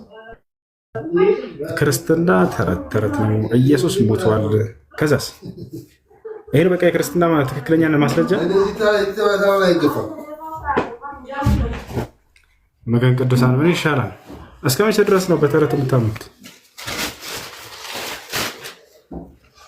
ተረት ብሎ ማለት በማስረጃ ያልተደገፈ ንግግር ማለት ነው። በዚህ እንስማማለን? እተፈቅነ ወላ ተስማማን? ተረት ማለት ያለ ማስረጃ የተደገፈ የሆነ ንግግርና እምነት ነው። ዝም ብሎ በአፈ ታሪክ ህፃን ሆነ እናቶቻችን ሊያስተኙን አያት ውጤት የምትባል ነበረች፣ ከዛ ዝንጀሮን እንትን ብላው ከዛ ይሉን ነበር። የተጻፈ ነገር ነው ወይ? ላ የለም። ይህ ምንድነው? የእውነታ ነው ወይ ለእውነት አይደለም ዝም ብሎኛል ለማጫወት ብሎ የሚነግሩን ነው። ታዲያ ተረቱ የትኛው ነው ብለን ሁለቱንም ወደ መጽሐፋቸው እስኪናያቸው። ክርስትና የሚባለውን ሃይማኖት እግዚአብሔርና ነቢያቶች ያውቁታል ወይ? ላ አያውቁትም በፍጹም። የለም መጽሐፍ ቅዱስ ላይ እግዚአብሔር አንድንም ነቢይ ጠርቶ ክርስቲያን ሆኖ ያለበት ቦታ የለም። እሺ ነቢያቶችስ? ያ ሁሉ ነቢያት መጽሐፍ ቅዱስ ላይ ክርስቲያን ሆኖ ብሎ ያዘዘ አንድ ነቢይ ያለው ላ የለም። ይሄ ነው ተረት ብሎ ማለት። ተረት ብሎ ማለት በአምላክ ዘንድና በነቢያት ዘንድ እውቅና የሌለውን ሃይማኖት ይዞ መሄድ ማለት ነው፣ ሌላ አይደለም። ነገር ግን ወደ ቁርአን መታችሁ ስትከፍቱት ጊዜ አምላክም ነቢያትም ማዘውበት ታገኛላችሁ። እስልምና ማስረጃ ቃለ ስብሓነሁ ወተዓላ አምላካችን አላህ ስብሓነሁ ወተዓላ በሱረቱል ማኢዳ ሱረት አል ዒምራን ላይ 3ኛው ምዕራፍ ላይ ቁጥር 19 ላይ ምን ይላል? ኢነ ዲነ ዒንደላሂ ልኢስላም፣ ከእኔ ከአምላካቸው ዘንድ ቀጥተኛው ሃይማኖት እስልምና ሃይማኖት ነው ይላል። አላሁ አክበር። አምላክ ራሱ አረጋግጦት ልክ እንዲሁ ነቢያቶች አረጋግጠውት ያለው ብቸኛ መለኮታዊ ሃይማኖት ማን ነው? አልኢስላም። ኢስላም ይሄን ይመስላል። እሺ ጥያቄ ያለው ካለ መጠየቅ ይችላል ገብቶ። ሰላም አለይኩም። አለይኩም ሰላም ወራህመቱላሂ ወበረካቱ። ሰላም አለይኩም። የሆነ ጥያቄ ነበረኝ። እሺ ጥያቄያችን የሆነ ነገር ይመስለኛል ብሎ መማል ይቻላል? እርግጠኛ በሆንክበት ነገር ላይ ለዚያውም ራሱ መሐላ ማብዛት አስፈላጊ አይደለም። አስገዳጅ ሆኖ ካልተገኘ በስተቀር ሙስሊም መሐላን አያበዛም። አላህ ቁርአን ላይ ምን አለ? ወሕፈዙ አይማነኩም፣ መሐላችሁን ጠብቁ እያለ ይናገራል። መሐላን ጠብቁ እያለ ይናገራል። በጣም አስገዳጅና አንገብጋቢ ሆኖ ካልተገኘ በስተቀር ሙስሊም ዝም ብሎ አይበለም። አላህ በቁርአን ላይ ማን እያለ የተናገረበት ቦታ ለነብዩ ሰለላሁ ዐለይሂ ወሰለም 3 ቦታ ነው። ቁል ኢ ወረቢ እያለ በጌታዬ በአላህ ስም እምላለሁኝ ከሞታችሁ በኋላ ትቀሰቀሳላችሁ ለሚለው ጉዳይ ማን አላቸው? ምክንያቱም የመካ ሰዎች ይሄን አያምኑም ነበር። በእኔ ስም ማልና ንገራቸው ሙሐመድ እያለ ፈቀደላቸው። መሐላን በከንቱ ዝም ብሎ ማብዛት አስፈላጊ አይደለም፣ እውነተኛ ብትሆንም እንኳን። እሺ ሁለተኛ ጥያቄ ነበረኝ እና ማለት ነው ትንሽ ልጅ እያለሁኝ ህፃን ልጅ እያለሁኝ ማለት ነው። ያን ህፃን አይደለሁም ግን አሁን አርጅታል ወንድማችን። አሁንማ አድጌያለሁ ነው ማለት ፈልጌ ነው። እሺ በቃ እኔ እኮ አሁንም እንደዛ። እሺ ጥያቄ ምንድን ነው? ከዛ የሆነች ልጅ ጥርሷን ሰብሬያት ነበረ። ሴት ልጅ ናት እና በጊዜው የነበሩ ሽማግሌዎች ማለት ነው ጥርሱ ካልበቀለ ያው የሚደረገውን ነገር አድርገን ምናምን ካልበቀለ ወይ ወርቅ ታስገባላችሁ ወይ አርቲፊሻል ጥርስ ታስገባላችሁ ምናምን ተብለን ነበረ። ከዛ ጥርሱ ደግሞ በቅሏል።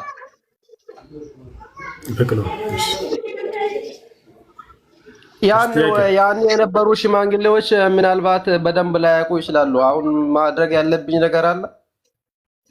አንተ የዛኔ ህፃን ነበርክ አይደለ? ያን ህፃን እኮ አይደለሁም። 5 ዓመት ወይ 6 ዓመት አካባቢ። 5 ዓመትማ ትልቅ ነው፣ ህፃን አይደለም። ለማንኛውም በህፃንነት እድሜው ያደረገ ሰው ወደሚለው ከመምጣታችን በፊት ጥርስን ያወለቀ ሰው እንደ እስልምና ቅጣቱ ምንድን ነው? ቃለ ነቢይ ሰለላሁ ዐለይሂ ወሰለም ፈፊ ኩል ሲንን 5 ሚነል ኢብል። ምግብ ያልጀመረች ጡት በመጥባቱ ላይ ብቻ ከሆነ ያለው ያ ሽንቱ አይነጅስም። ነገር ግን የንضح الماء على بوله በሽንቱ ላይ በሸናበት ቦታ ላይ ውሃ ይረጭበታል፣ ይፈሰስበታል። ማስረጃ በነቢያቸው ሰለላሁ ዐለይሂ ወሰለም ጊዜ አንዲት ሴት ህፃን ልጇን ይዛ ጥያቄ ልትጠይቅ ወደ ነብዩ ሰለላሁ ዐለይሂ ወሰለም ቤት ትመጣለች። ነብዩ ሰለላሁ ዐለይሂ ወሰለም ህፃን ልጅ በጣም ይወዱ ነበር። ልክ ህፃን ልጁን አቅፋ በመጣች ጊዜ ህፃን ልጁን ወዲያው ተቀበሏት፣ እቅፍ አደረጉት። ነብዩ ሰለላሁ ዐለይሂ ወሰለም እቺ ዓለም አደም ከተፈጠሩ እስከ የውመል ቂያማ ድረስ ፍቅር የሆነ ሰው እንደ ነብዩ ሰለላሁ ዐለይሂ ወሰለም አስተናግዳ አታውቅም፣ ወደፊትም አታስተናግድም። ታውቃላችሁ? ሁሉን ሰው በየእድሜ ልኩ ደረጃ የሚያስተናግዱ የፍቅር አባት ናቸው። ትልቅ ሰው ሲመጣ እንደ አባት ያቸው ነበር። አያችሁ ነብዩ ሰለላሁ ዐለይሂ ወሰለም ስለ ትላልቅ ሰዎች ምን ብለው ተናገሩላቸው ከተባለ መን ለም ይወቅር ከቢረና ፈለይሰ ሚና፣ ትላልቆችን ሽማግሎችን ያላከበረ ሰው ከኔ አይደለም። አክብሯቸው ብለው ተናግረዋል። ገብታቸው አክብሯቸው። ህፃናቶችስ ወለም የርሐም ሰጊረና ፈለይሰ ሚና አሉ። ለህፃናቶች ያላዘነ ደግሞ ከኔ አይደለም አሉ። ስለዚህ ነብዩ ሰለላሁ ዐለይሂ ወሰለም እቺ ሴት ህፃን ልጅ ይዛ ስትመጣ ተቀበሏትና እቅፍ አደረጉት። ጥያቄዋን እየጠየቀች ነው፣ እየሰሟት ነው። ከዚያ ይሄ ልጅ ሽንቱን ሸናባቸው። በአጋጣሚ ለትውልድ ትምህርት ይሆን ዘንድ አላህ ሱብሓነሁ ወተዓላ ይሄን ያደረገ። ነገ ህፃን ልጅ ይዛ እንዴት እናት ልጇ ቢሸናባት ምን ማድረግ አለባት የሚለውን በዚያውም እውቀትን አስጨበጡ። ነብዩ ሰለላሁ ዐለይሂ ወሰለም ወዲያው ምን አደረጉ? ሴትዮዋን ተቆጧት። አንቺ ልጅ ሸንቶብኝ እንዲህ አላደረጉ። ታዲያስ ከአጠገባቸው ዓሊ ብን አቢ ጣሊብ ነበር። ያ ዓሊ የእቲኒ ቢማኢን አሉት። ዓሊ ሆይ ውሃ አምጣልኝ ሂድ አሉት። ቀጥታ ዓሊ ወጀአ ቢማኢን ውሃ ይዞ መጣ። ፈነضሐ ፊህ ነብዩ ሰለላሁ ዐለይሂ ወሰለም ነብዩ ሰለላሁ ዐለይሂ ወሰለም ውሃ አስመጡና እዚያ ላይ ያፈሰሱበት። ከዚህ ይዘው ዑለሞች ምን አሉ? ምግብ መብላት ያልጀመረ ልጅ ውሃ ይፈሰስበታል። ምግብ መብላት ከጀመረ በኋላ ደግሞ ይታጠባል። አይ ጥያቄ ያለ ቀጥል። ሰላም አለይኩም ኡስታዝ። ወአለይኩም ሰላም ወራህመቱላሂ ወበረካቱ።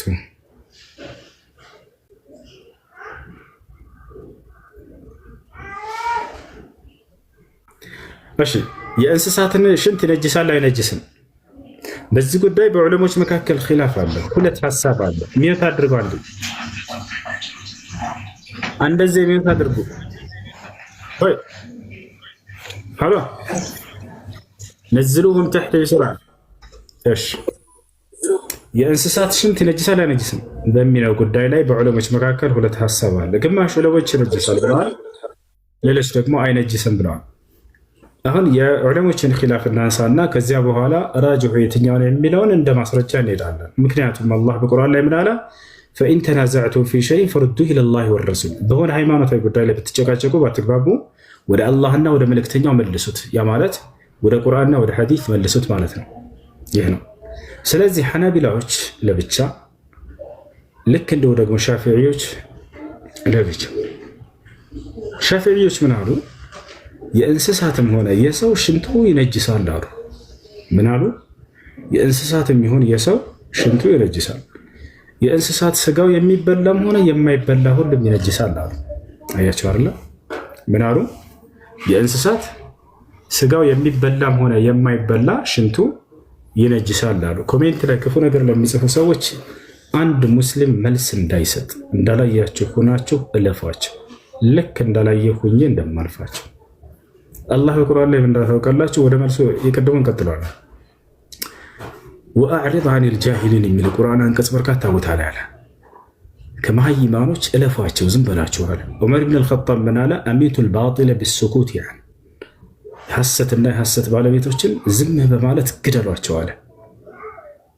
እናንተ መልስ ስትመልሱላቸው ጊዜ እንዲጮሁ እያበረታታቻቸው፣ ዝም ብትሏቸው ግን ሰሚ እንዳጡ ያውቁና ይተውታል ያንን መንገድ።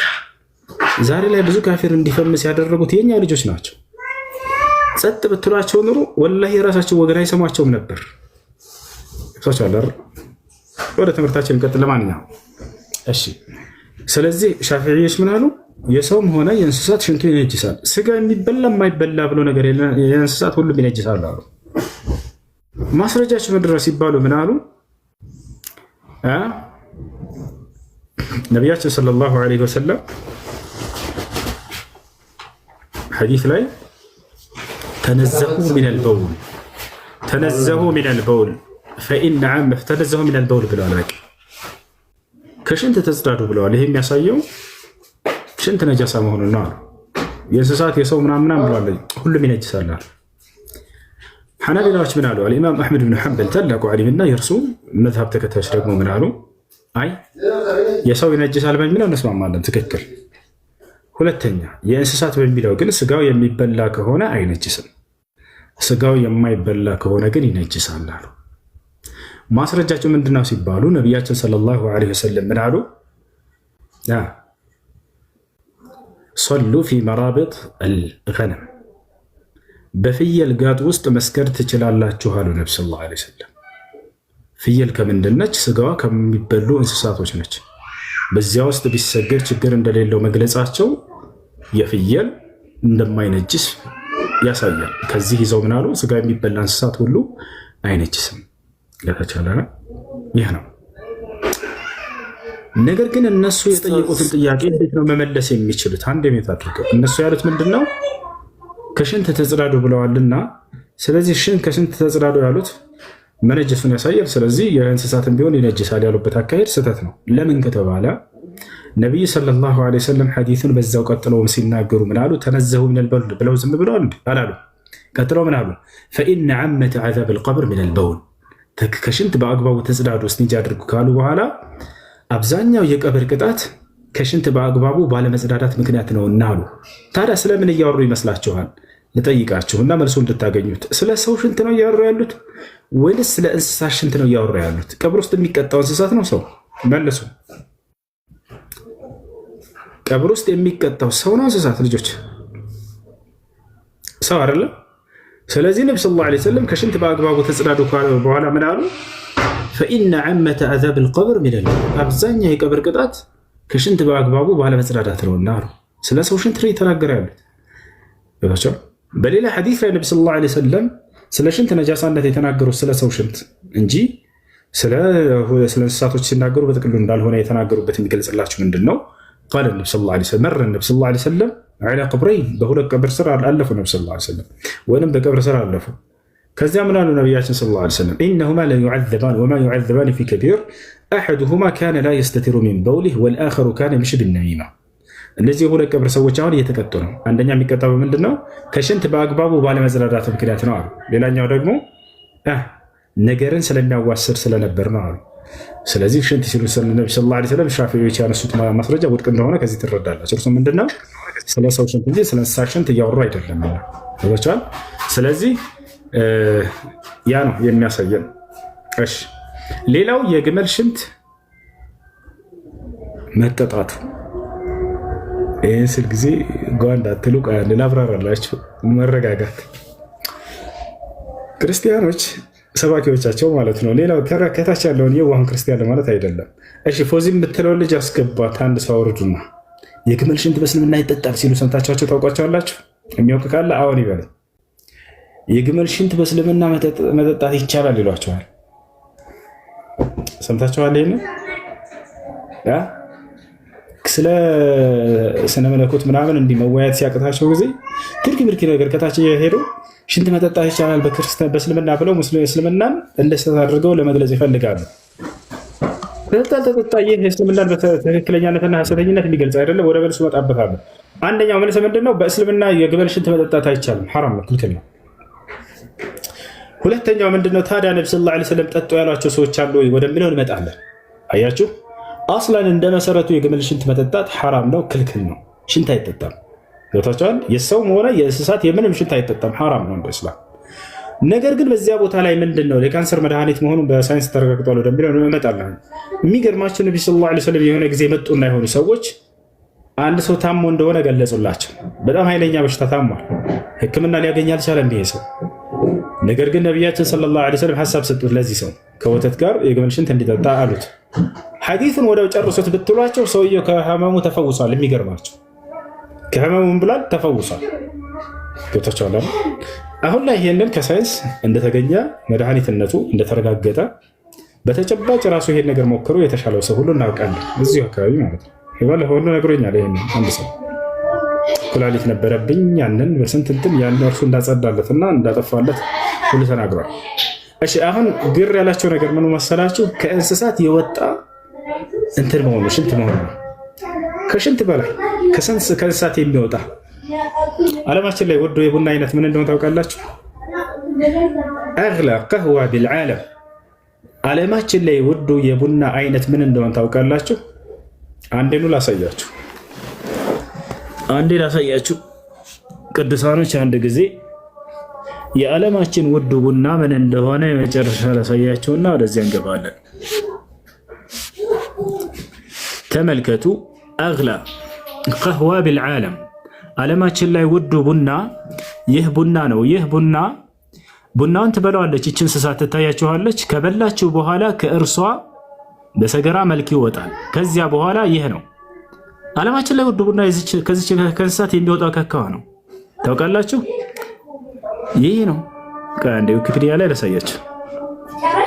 ከበላችሁ በኋላ ከእርሷ እንደ ካካ መስሎ የሚወጣው በጣም ውዱ ቡና ይሄ ነው ዓለማችን ላይ። እና ይሄንንስ የዓለምን ሕዝብ እንትን ልትቃወሙ ነው? አሁን ለማንኛውም እዚህ ጋር ላሳያችሁ። ያውና ዓለማችን ላይ ውዱ ቡና ቱዐዱ ዊኪፒዲያ ላይ ነው የተቀመጠው። ምን ይላል? ብላክ አይፎሪ ይላል። ብላክ አይፎሪ ይላል በአረብኛ ወይም ብላክ አይፎሪ ኮፊ ይላል። አግላ ቢልዓለም ሓልየን አሁን በአሁኑ ጊዜ በጣም ውዱ የቡና አይነት ይሄ ነው ይላል። ሐይቱ የተጃወዝ ሰዕር ኪሎ ግራም ልዋሒድ 1 ኪሎ ግራም ዋጋው ከ2000 የአሜሪካ ዶላር ይበልጣል። አላሁ አክበር። በኢትዮጵያ ስሉላቸው 1 ኪሎ ግራም የዚህ ከዚህ ከእንስሳት በልታው የሚወጣው ቡና 2000 ዶላር ይህ ነው። ለማንኛውም የዚህ የቡናነት ሰበብ ارتفاع السعر የዋጋው ውድነቱ ምክንያት ምንድነው ይላል ታች ጋር يعود السعر المرتفع الى صعوبة انتاجها من ይላል حيث تهضم الحبوب طبيعيا بواسطة الحيوانات أو الفيلة مما يمنحها نهكة فريدة وخالية من المرارة ويتم جمعها وتنظيفها بعناية فائقة. እንግዲህ እነዚህ እንስሳቶች ናቸው። እነዚህ እንስሳት ትበላዋለች። ከዚያ በኋላ እርሷ ከዛቸውን ከእንትን ካለ በኋላ በሰገራ መልክ ይወጣል።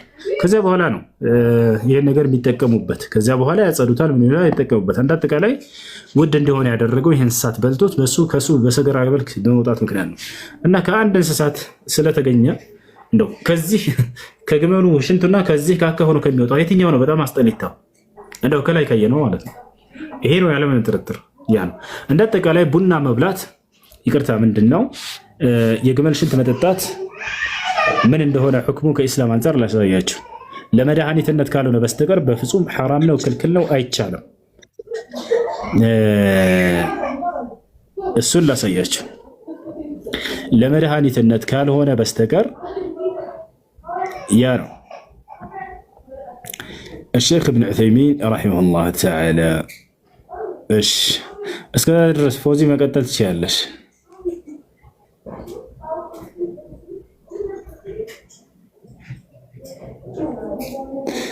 እሺ መቀጠል ትችላለሽ። አለች ልጅቱ ያውና ابن عثيمين ተጠየቁ እዚህ ላይ رحمه الله أفتى الشيخ ابن عثيمين فتوى ستوال بأن بول الإبل طاهر يا جمال شنت طهران دهونا طهران سقاتش يميبلا انسساتوش شنتاتش طهران ميلو كدبايتنا ويجوز شربه مدتات يفكرا للتداوي لما دهاني النت والاستشفاء فوس لباقينيت فقط بتشا لما دهاني النت بتشا نجي يا جمال شنت المدتات عند أصلا عند مسارته حرام ነው ክልክል ነው። ገብታችኋል አይደል? ኢብኑ ባዝን ተመልከቱ ምን እንዳሉ ታላቁ ዓሊም ምን አሉ? ላ ይሽረቡ አይጠጣም አይፈቀድም የግመል ሽንት ለغير العله ያው ለህመም ምክንያት ካልሆነ በስተቀር አይፈቀድም አሉ። አይቻልም አይፈቀድም። ገብታችኋል አይደል? ይህ ነው። ስለዚህ የግመል ሽንት በእስልምና መጠጣት ይፈቀዳል። የሚያችሁ ውሸት ነው፣ ክልክል ነው። የግመል ሽንት በእስልምና መጠጣት አይፈቀድም። ለመድኃኒትነት ካልሆነ በስተቀር አይፈቀድም። ኃጢአት ነው፣ አይቻልም፣ አይፈቅድም፣ አይጠጣም። ይህን ይመስላለሽ። ፎዚ ካለሽ መቀጠል ትችላለሽ።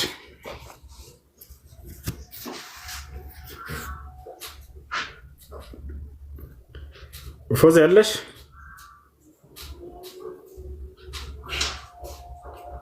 እሺ ከሌለሽ ጥያቄ ያለው መቀጠል ይችላል። ሰላም አለይኩም ኡስታዝ። ወአለይኩም ሰላም። ማለት ትንሽ አሁን ካለው ርዕስ ወጣ ያለ ነው ጥያቄ ማለት ነው። እሺ ጥያቄ ምንድን ነው? ጥያቄ አሁን የምኖረው ሳውዝ ነው ማለት ነው እና ረመዳን ነገ ነው የሚያዘው ነው የሚባለው። እሺ እና አንድ ቀን ልዩነት አለ። ኢትዮጵያ ዛሬ ከተያዘ በነጋታው ነው የሚያዘው ማለት ነው እና እኛ ካለንበት አካባቢ ደግሞ ዛሬ የሚያዙ ሰዎች አሉ ማለት ተራዊ ተሰግዶ ትላንት ማለት ነው መስጊድ ላይ እና እንዴት እንደሚታይ ይሄን ነገር ለማወቅ ፈልጌ ለዚህ ሁሉ ጥያቄ ዛሬ ሶስተኛ ጊዜ መሰለኝ ጥያቄ በጥያቄ ሶስተኛ ነው አራተኛ መልኩን አዳምጥሽ ጾም የሚፈለግ በምን መንገድ ነው የሚለውን ኢስላም አስቀምጧል። قال النبي صلى الله عليه وسلم برؤيته وأفطروا لرؤيته فإن غم عليكم فاقدروا له قدرا كما قال النبي صلى الله عليه وسلم ነቢያችን ሰለላሁ ዐለይሂ ወሰለም ምን አሉ? የረመዳን ወር መግባቱን ከምታዩ ጊዜ መጾም ጀምሩ አሉ። ወር መግባቱን የሚያረጋግጥ ጨረቃን በምታዩ ጊዜ የዛኔ አፍጥሩ አሉ። ወይም በዓለም ታከብራለህ። በዛች በምትኖሩባት ሀገር ላይ ጨረቃ የሻምጣሪያ ኑሯቸው ሙስሊሞች ይሁ ካረጋገጡ ከእነርሱ ጋር አብራችሁ ጾም ትይዛላችሁ። ጨረቃ ማየቻ መሳሪያ ከሌላቸው ደግሞ ከእናንተ ሀገር ጋር ተመሳሳይ ሀገር በሰዓት የምትመሳሰል ሀገር ካለች እርሷ ጨረቃ ማየቻ መሳሪያ ኑሯት አይታ ካረጋገጠችና ካወገጨች የዛኔ በእርሷ ትይዛላችሁ ማለት ነው። ለምሳሌ ኢትዮጵያ አለች ጨረቃ ማየቻ መሳሪያ አላት ወይ? ላይ የላትም፣ እስካሁን አይታጠቅም። ነገር ግን ከሳውዲ አረቢያ ጋር በሰዓት ተስማሚ ነች። እኩል ሰዓት ነው አይደለ? ስለዚህ ሳውዲ አይታ ይሄን ነገር ስታውጅ ጊዜ ሁሌ ትይዛለች። ከዛልክ ለማውራት ዱባይ ልክ እንደው የአንድ ሰዓት ምናምን ልዩነት ነው። ስለዚህ ከእናንተ ጋር ተስማሚ የሆነውን ሰዓት ሀገር ያላቸው እነዛ አይተው አውጀው ከሆኑ ከነዛ ጋር ትይዛላችሁ። አይ በእኛ ሀገር አለ መሰረት ካለ ደግሞ ሰየው በዛው አይታቸው ራሳቸው ያረጋግጡና ያወጁ ሰዎች ካሉ ከነዛ ጋር ትይዛላችሁ። ይሄን ይመስላል።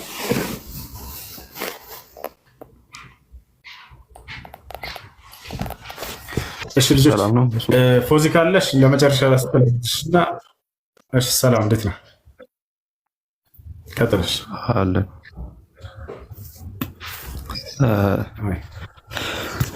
እስልምና የነቢያት ሃይማኖቶች ነው ምናምን ትላለህ እና የነቢያት ሃይማኖት ጥያቄ በመጀመሪያ ይቆራረጣል። ላግ እያደረክ ነው። ጥያቄ ምንድነው? ነው እንድታሳይኝ ነበር የሰምና ነቢያት ሃይማኖት እና ነቢያቶቹ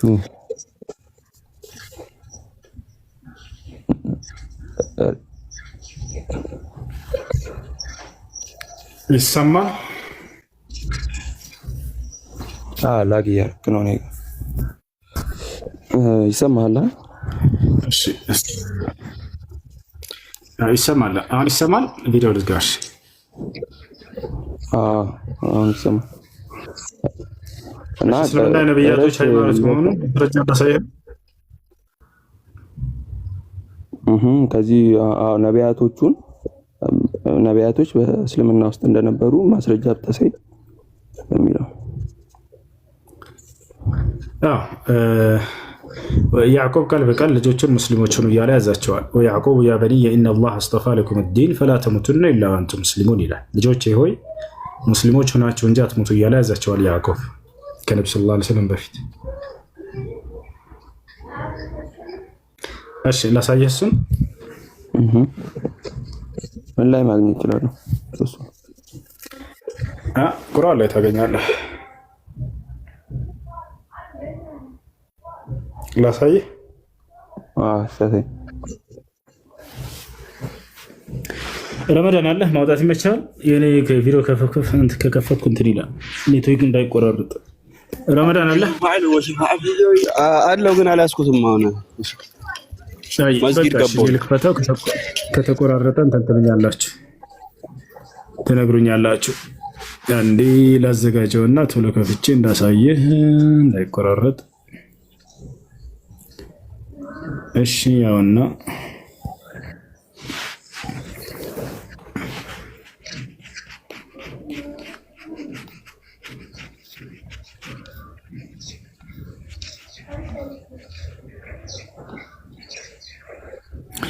ምን ይላል እዚህ ጋር ተመልከቱ።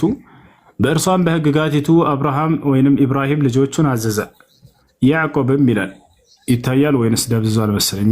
ያዕቆብም እንደዚሁ ልጆቹን አዘዘ። ልጆቼ ሆይ አላህ ለእናንተ ሃይማኖትን መረጠ፣ ስለዚህ እናንተ ሙስሊሞች ሁናችሁ እንጂ አትሙቱ አላቸው ይላል። ያዕቆብ ለልጆቹ ልጆቼ ሆይ ሙስሊሞች ሁናችሁ እንጂ አትሙቱ ይላቸዋል። አላህ የመረጠላቸውም ሃይማኖቱ ኢስላም እንደሆነ ይነግራቸዋል። ሌላ አልጨምርልህ? ጊዜ ይቻላል። ያውና አብርሃም ታላቁ አብርሃም ቃል በቃል ሙስሊም እንደነበር ተቀምጧል። ያውና እዚህ ጋር ታገኛላችሁ። ምን ይላል? ኢብራሂም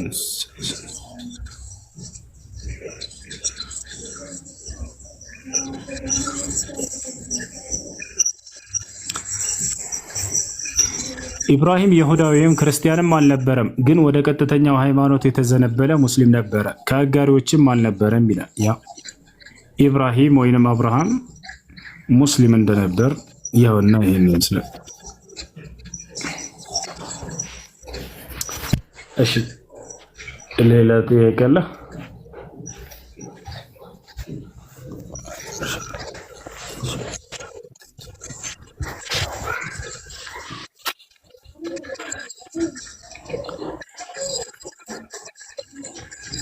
እሺ ፎዚ ያለሽ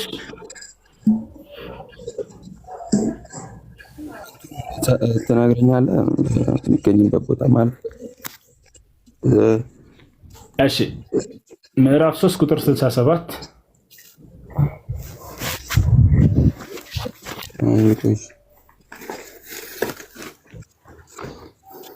ሌላው ምዕራፍ 2 ቁጥር 132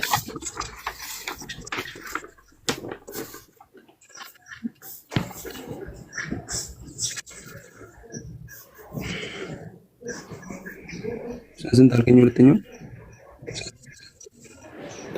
ምዕራፍ 2 ቁጥር 132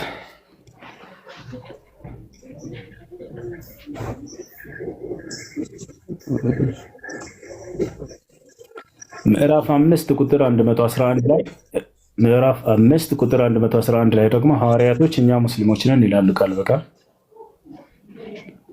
እኛ ሙስሊሞች ነን ይላሉ።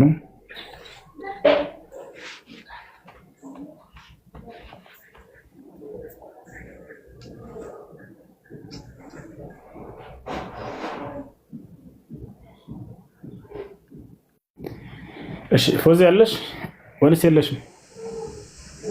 ሰላም አለይኩም። እሺ ወአለይኩም ሰላም። እሺ አንድ ጥያቄ ነበረኝ።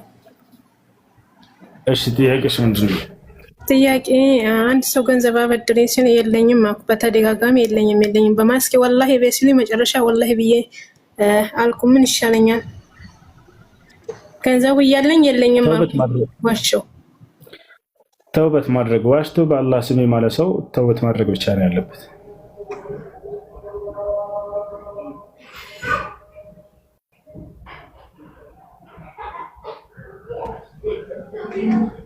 ተሳምቻለሁ።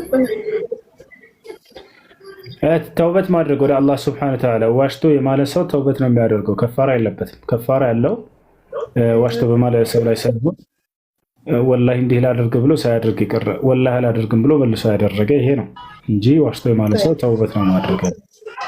ሽክራን ጀዛኪላህ አላህ ምንዳሽን ይክፈልሽ እኮ ነው ያልሽኝ። ስታይን ሴት መስልሻለሁ እንዴ ጀዛከላህ ጀዛኪላህ። እሺ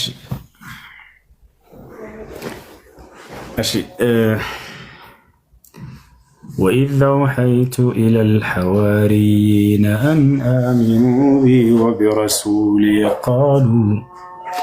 قالوا آمنا واشهد بأننا مسلمون.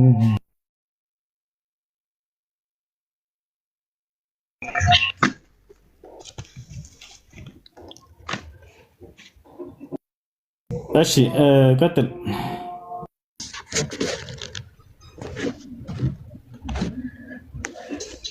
አልኖር ሰላም ነው። እንዴት ነህ? ጥያቄ አለ ወንድሜ? ሰላም ነው ፉጹ አለ አልሐምዱሊላህ። እሺ ትቀጥላለህ። ፎዚ መጡ ሰዎቹ? አዎ መታለች። ከታች ቁጥር እየጻፈች ነው። አስገባት። ዙዙ የምትለው ዙዙ ሳበኝ እያለች ነው። ዙዙ ሳባት እንዴ? እሺ ዙዙ ጻፊ ቁጥር ጻፊ እስኪ አንዴ፣ ወይ የሆነ ነገር ጻፊ። እሺ ዙዙ አለሽ?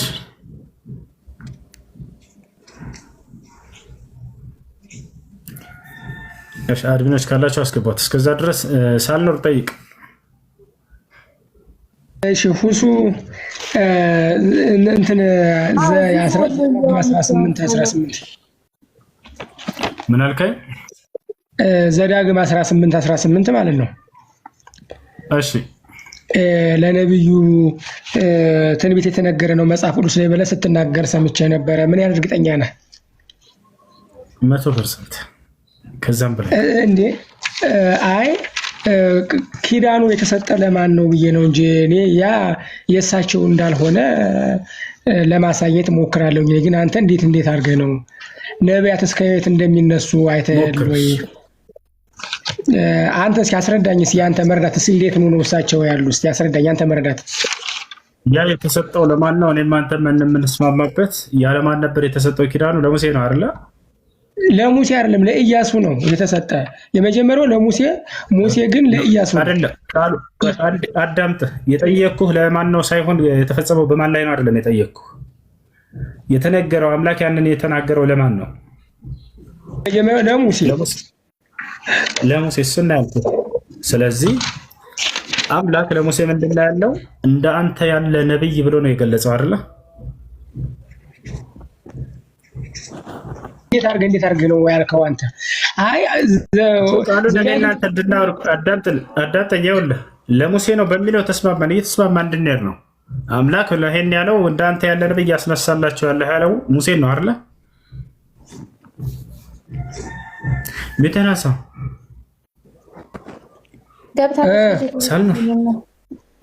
እንደሱ ከሆነ አንድ ሻሃዳ እናስይዛትና እንቀጥላለን። እዙዙ አንድ ሚወትሽ ናንሽ አሲዛትሽ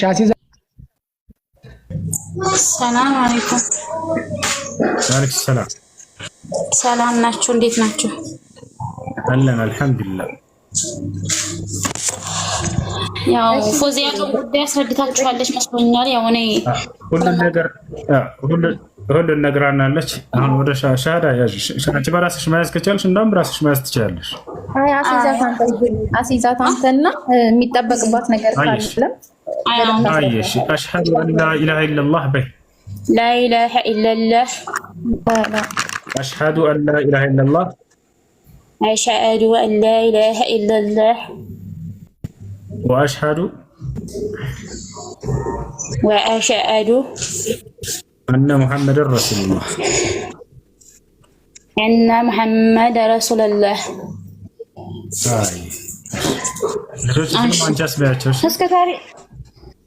እስከ ዛሬ የነበረብኝን ቅጣት ምናምን ነገርኝ። ወላሂ ስተኛ ሌሊት ራሱ ያመኛል። አያስተኛኝም ማለት እኔ አላውቅም ነበር የዛን ሰዓት። አሁን ቁርአን እየቀረሁ 2 ጁዝ አድርጌያለሁ እና ሁልጊዜ ሀዲስ ምናምን ሲያሰማን ኡስታዝ ምን ሲለን አሁን ሲገባኝ እየፈራሁ ነው። ደግሞ አላውቅም በፊት ያለብኝ እንትን ማለት ነው። በእርግጥ ኃጢአተኞች ልንሆን እንችላለን ሁላችንም። ምኝታ አጣሁ በጣም ማለት ነው። ወላሂ የውስጤ እንደዚህ ለመናገር እፈራለሁ፣ ግን ለሰው ማላቅ ወይም ደግሞ የሆነ የማይቀነክነኝ በጣም ያመኛል። የነበርኩበት ነገር ማለት ነው ያስጠላኛል ሳስበው። በቃ ቶሎ እያሁኑ ሰው ይገባው ይመስለኛል። በዛ ፈራሁኝ። ከዛ እህቴን ነገርኩት። ያለፈውን አላህ ሱብሓነሁ ወተዓላ ይቅር ይላል። ሃይ እሺ፣ ለማንኛውም ያለፈውን አላህ ይቅር ይላል። ለማንኛውም ከሌላ እምነት ተከታይ ጋር ጓደኛ አድርጋችሁ የያዛችሁ ሰዎች ሰላም የምትኖሩ መስላችሁ ከሆነ ወላሂ አትችሉም። ሰላም ትልቁ ቅጣት ምንድነው? የውስጥ ሰላምን ትነሳላችሁ። ስለዚህ ራሳችሁ እንትን በሉ ኮምፕሊት አሁን ከፍ ጋር ሃይ ሜተር ልጆችሽን ሻሃዳ አስበያቸው። እሺ ትላልቆች ከሆኑ ህፃናቶች ምንም ገና የማያውቁ ከሆኑ በእስላም ላይ ያሳድጋቸው ችግር የለውም። ትልቅ ናቸው። አንዷ ደግሞ እንደሱ ከሆነ ሻሃዳ ያዙ። እንደሱ ከሆነ አስይዟቸው እና መድረስ አስገቢያቸው ቁርአን ትምህርት ቤት። እሺ ኢንሻአላህ ወሱ ጀዛኩሙላህ ኸይር። እስቲ ከቻልኩ ስልክ ደውዬ ማታ ወይም አንተ ሻሃዳ ታዝልኛለህ። ችግር የለም። እናንተ ይዟቸው ችግር የለም። እሺ ስላላችሁ ሴት ልጅ ሻሃዳ ማለት እሺ ጀዛከላህ ኸይር። አይ እሺ ሳልኖር ሚውተናንሳው እሺ አጠር አድርገን እንድንባባጥ ይችላል። እሺ አምላክ ለሙሴ ነው እንደዚያ ብሎ ያናገረው አይደለ? እንደ አንተ ያለ ነብይ ያስነሳላችኋለሁ ብሎ የተናገረው። በጣም ጥሩ። አንተ ኢያሱ ነው ብለህ ነው የምታምነው? ኢያሱ ነው። በጣም ጥሩ። ኢያሱን አምላክ እንደ ሙሴ ያለህ ነብይ አንተ ነህ ብሎ አናግሮታል። መቼም ያናገረው ነበር አምላክ ኢያሱን አይደለ? ስለዚህ በዛኔ እንደዚህ ብሎ ነግሮታል ወይስ አልነገረውም? አይ ለሙሴ ነገረው፣ ግን ትንቢቱ በኢያሱ እንደተፈጸመ ያስረዳል። እሱማ የእናንተ ግንዛቤ ነው። እኔ ለፈለኩት ሰው አምጥቼ ላደርገው እችላለሁ። እኔ ነብይ ሰለላሁ ዐለይሂ ወሰለም ሳደርግልህ ጊዜ አይ ለእርሳቸው ጋር ይመሳሰላልና እንደዚያ ነው ብዬ ልለጥፍ እንዳይመስልህ። ቃል በቃል አምላክ ሙሴን ቃል በቃል ምን ብሎታል? እኔ እንደ አንተ ያለ ነብይ ያስነሳላቸዋለሁ እንዳለው ነብዩ ሰለላሁ ዐለይሂ ወሰለም አምላካችን አላህ ቃል በቃል አንተ እንደ ሙሴ ያለ ነብይ ነህ ብሎ ስለገለጻቸው ነው። ከማንም ነብይ ጋር አላመሳሰላቸውም፣ ከሙሴ ጋር ነው ያመሳሰላቸው። ላሳየህ ትንቢቱን በእርሳቸው ላይ እንደፈጸመ አምላክ እስኪ አሳየኝ። እስቲ ከቁርአን ነው ከመጽሐፍ ተሳየኝ። አምላክ አላህ ሱብሓነሁ ወተዓላ ሙሴን አናግሮታል ብለን እናምናለን። ቃል በቃል ነብዩ ሰለላሁ ዐለይሂ ወሰለም ሲያናግራቸው እንደ ሙሴ ያለህ ነብይ ብሎ ገልጾላቸዋል። ምን ትላለህ?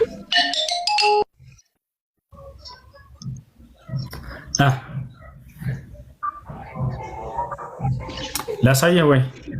አዎ አሳየኝ። እስኪ አሳየኝ። አዎ ና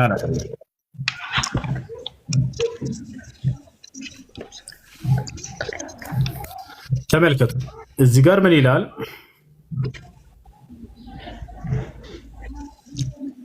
ሱረቱል ሙዘሚል ላይ ቀጥታ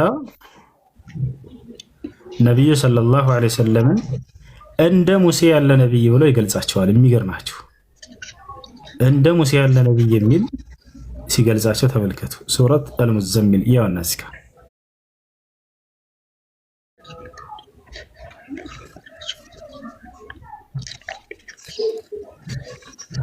አንድ ሳንኖር ዳዳም እዚህ ጋር ምን ይላል? እኛ አላህ ምን አለ? እኛ በእናንተ ላይ መስካሪ መልእክተኛን ወደ እናንተ ላክን ይላል። ወደኛ የተላኩት ማናቸው መልእክተኛ? ፈርዖን። ወደኛ የተላኩት መልእክተኛ ማናቸው? ወደ ፈርዖን መልእክተኛ ነው የሚል እዚህ ጋር ምን የለም።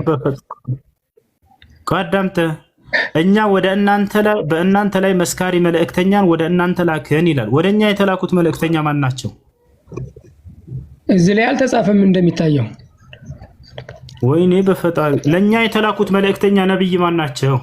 ነብዩ መሐመድ እኮ እያለኩ አላህ ወደኛ እኛ በእናንተ ላይ መስካሪ መልእክተኛን ወደ እናንተ ላክን ይላል። ወደኛ የተላኩት መልእክተኛ ከአላህ ዘንድ ነብዩ ሰለላሁ ዐለይሂ ወሰለም ልክ ወደ ማን እንደተላከው ብሎ ገለጸ። ወደ ፈርዖን መልእክተኛን እንደላክን አለ። ወደ ፈርዖን የተላከው መልእክተኛ ማን ነው? ሙሴ። አላሁ አክበር። እንደ ብሎ ቃል በቃል ያመሳስላቸዋል። ወደ እናንተ መልእክተኛ እንደላክን ልክ ወደ ፈርዖን መልእክተኛ እንደላኩት ወደ እናንተ ዛሬም ላኩኝ ይላል። ወደ ፈርዖን ከተላከው መልእክተኛ ጋር የተመሳሰሉት ነብዩ ሰለላሁ ዐለይሂ ወሰለም ቃል በቃል እዚህ ጋር አላህ እርሳቸውን ያመሳስላቸዋል። አይደለ? ስለዚህ በየትኛው መጽሐፍ ቅዱስ ክፍል ላይ ግን እንደ ሙሴ ያለ ነብይ ተብሎ የተገለጸ አንድ ነብይ የለም መጽሐፍ ቅዱስ ላይ አለ ካልክ ማምጣት ትችላለህ። እንትንስ እኔ የምልህ ነብይነት በማን አረግ? እሳቸው እኮ የነብይነት ማድረግ የማን ዘር ናቸው ብለህ ነው የምታምን አንተ? ይሄ ሰው ናቸው ወይስ በዘር ነው እንደ ነብይነት? ነብይነትን በማን ወረሱት? ከማን ወገን ናቸው? በዘር አይደለም። አምላክ ነብይነትን በዘር አይደለም የሚልከው። በየሁሉም ቦታ ላይ ነብያትን ያስነሳል። አምላክ አላህ ሲናገር ምን አለ? ወለቀድ በዐስና ፊ ኩሊ ኡመቲን ረሱላን ይላል። እርግጥም በእያንዳንዱ ማህበረሰብ ላይ ነብያትን ልኬያለሁኝ አለ።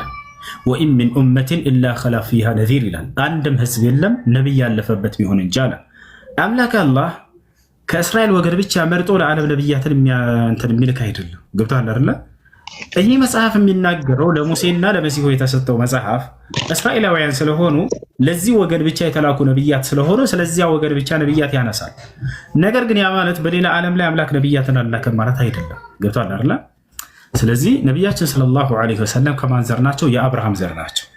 ከአብርሃም ዘር አላህ በቁርአን ላይ ቃል ሲገባለት አብርሃምን ምን አለው? ወጀዐልና ፊ ዙርየቲሂ ኑቡዋ የነብይነትን ማዕረግ በአንተ ላይ አደርግልሃለሁኝ አለው። ስለዚህ ነብዩ ሰለላሁ ዐለይሂ ወሰለም ከማን ዘር ናቸው? ከአብርሃም ናቸው። በአብርሃም በኩል ማን መጣ? ኢስማኤልና ኢስሐቅ መጡ። በኢስሐቅ በኩል ማን ተመረጡ ከተባለ በኢስሐቅ በኩል እስከ መሲሁ ድረስ ያለ ነብያት እስራኤላውያን ነብያት ተመርጠዋል። ገብቶሃል አይደለ? ልክ እንዲሁ ደግሞ ከኢስማኤል በኩል ነብዩ ሰለላሁ ዐለይሂ ወሰለምን አላህ ሱብሓነሁ ወተዓላ አስነሳቸው ማለት ነው። ስለዚህ ነብዩ ሰለላሁ ዐለይሂ ወሰለም ከማን ወገን ናቸው ላልከው ጥያቄ ከአብርሃም ወገን ናቸው። እሳቸው ይህንን ማድረግ ያገኙት በእስማኤል በኩል ነው ወይስ በአብርሃም በኩል? አላህ ቃል በቃል በቁርአን ላይ ሲገልጽላቸው አዎ አብርሃም ኢስማኤልን ወለደ። በኢስማኤል ወንድማማች ናቸው እና ቃል በቃላቸው ምን ይላሉ? አላህ አብርሃምን መረጠ፣ ከአብርሃምም ኢስማኤልን መረጠ፣ ከኢስማኤልም እኔን መረጠኝ እያሉ ይናገራሉ። አላህም ቃል በቃል በቁርአን ላይ የነቢ ስ ላ ሰለም አባት እንደሆነ አብርሃም ይመሰክርላቸዋል። ሚለተ አቢኩም ኢብራሂም ይላል። የእስልምና ሃይማኖት የአባታችሁ የአብርሃም መንገድ የእርሱ ሃይማኖት ነው እያለ ይገልጸዋል። አሁን ያልከው ታሪክ መጽሐፍ ቅዱስ ላይ ያለ ዘፍጥረት 16:15 ላይ ይናገራል። እስማኤል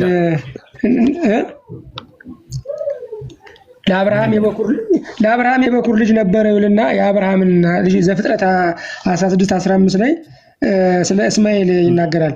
አብርሃም ለአጋር ወለደችለት የልጁንም ስም እስማኤል ብላ ጠራችው ይልና ዘፍጥረት 16 ላይ የልጁ የእስማኤልም የቅልፊቱ ስጋ ግን ቃል ኪዳን የተገባለት ለማንኛው ነው ብለን አንተ የምታምን? ሁለቶችም ምርቃን ወስደዋል። ቃል ኪዳን የተጋባለት ቃል ኪዳን ማለት የምን ቃል ኪዳን? ቃል ኪዳኔን ካንተ ጋር አጋባል። ለምሳሌ እስማኤልን ትበዛለህ ተብሏል። ያንኛው አልጠየቁም። ሳልነው ቃል ኪዳኑ የተስፋውን ቃል ኪዳን ነው። የተስፋውን ቃል ኪዳን የምን ተስፋ? የማዳን ተስፋ ይሰማል? ይሰማል። የማዳን ተስፋ የምን ተስፋ? የማዳን ተስፋ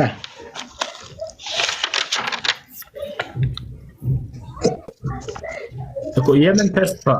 ቃል ኪዳኑ የምን ቃል ኪዳን እንደሆነ ታውቃለህ? መጽሐፍ ቅዱስ ላይ እግዚአብሔር ከአብርሃም ጋር የገባው ቃል ኪዳን የማዳን ተስፋ ብዬ ነው እኔ የማስበው። የማዳን ተስፋ ነው መሲህ አይደል? እንደሱ አይደል? አምላክ ከአብርሃም ጋር የገባው ቃል ኪዳን ባጭሩ ምንድን ነው? የግርዘት ቃል ኪዳን ነው። ይህን ደግሞ እየፈጸመን ያለ ነው እንደ ግዴታ ተብሎ የእኛ ትውልዶች ነው። ጳውሎስ መጣና ግን ይህን ብትገረዙ አትገረዙ ምንም ይህን አይጠቅማቸውም እያለ ግርዘትን አናናቅ። እንዳው ግርዘትን በማናናቁም ተቀጥቷል ሁሉ መጽሐፍ ቅዱስ ላይ።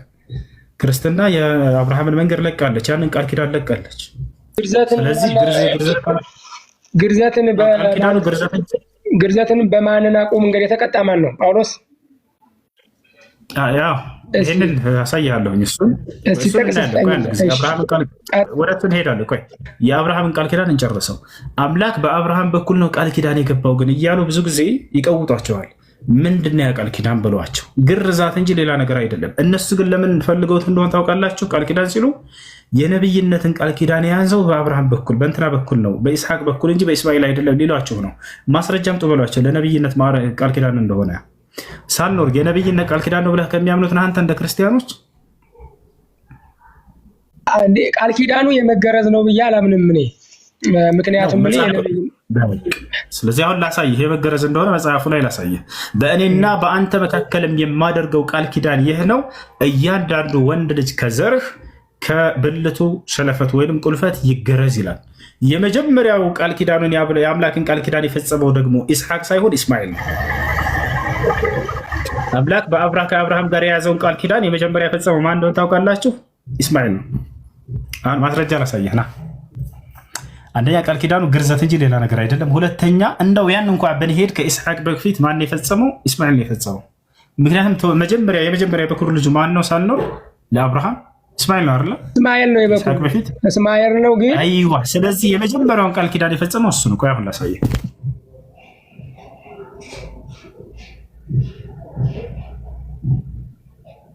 አሁን ማስረጃ ላሳየህ። አምላክ ከአብርሃም ጋር የያዘው ቃል ኪዳን ይህ ነው። ያውና ተመልከት፣ እዚህ ጋር በይዳ አውጣው ወደ ስክሪን ከበር አድርገው ጀመረ። ኦሪት ዘፍጥረት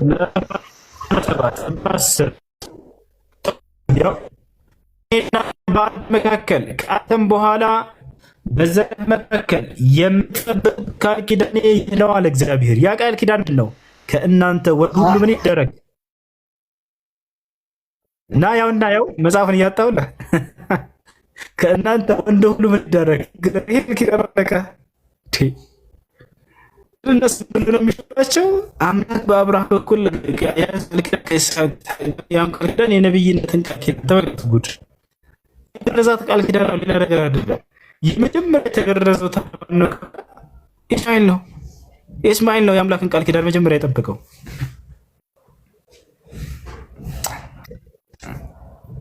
አይሰማችሁም?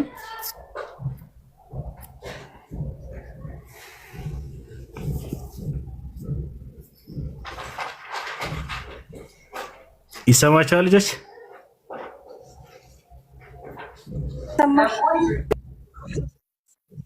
መልካም ያው እና እዚህ ጋር ይታያል። በእኔና በአንተ መካከል አለ እግዚአብሔር ለአብርሃም ሳይናገረው በእኔና በአንተ መካከል ከአንተም በኋላ በዘርህ መካከል የምትጠብቁት ቃል ኪዳኔ ይህ ነው አለ። ምንድነው ያ ቃል ኪዳን? ከእናንተ ወንድ ሁሉ ይገረዝ። ይሄ ነው ቃል ኪዳኑ። አለቀ። ሳልኖር አገኘኸው?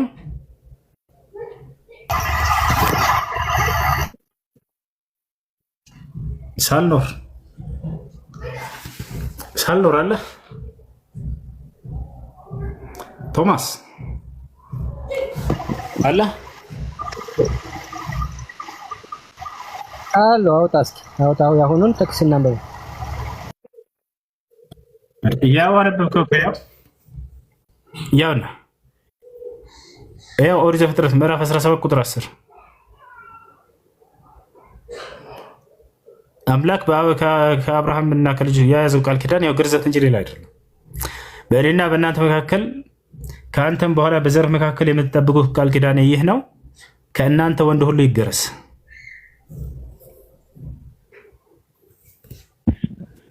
የዚህም ቃል ኪዳን የመጀመሪያ ፈጻሚው ማን ነው ከተባለ ኢስማኤል ነው የፈጸመው። ኢስማኤል ነው።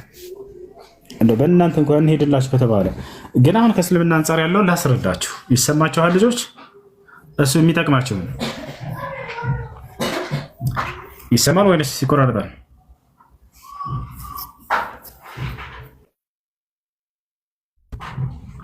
تسمعون كلامي؟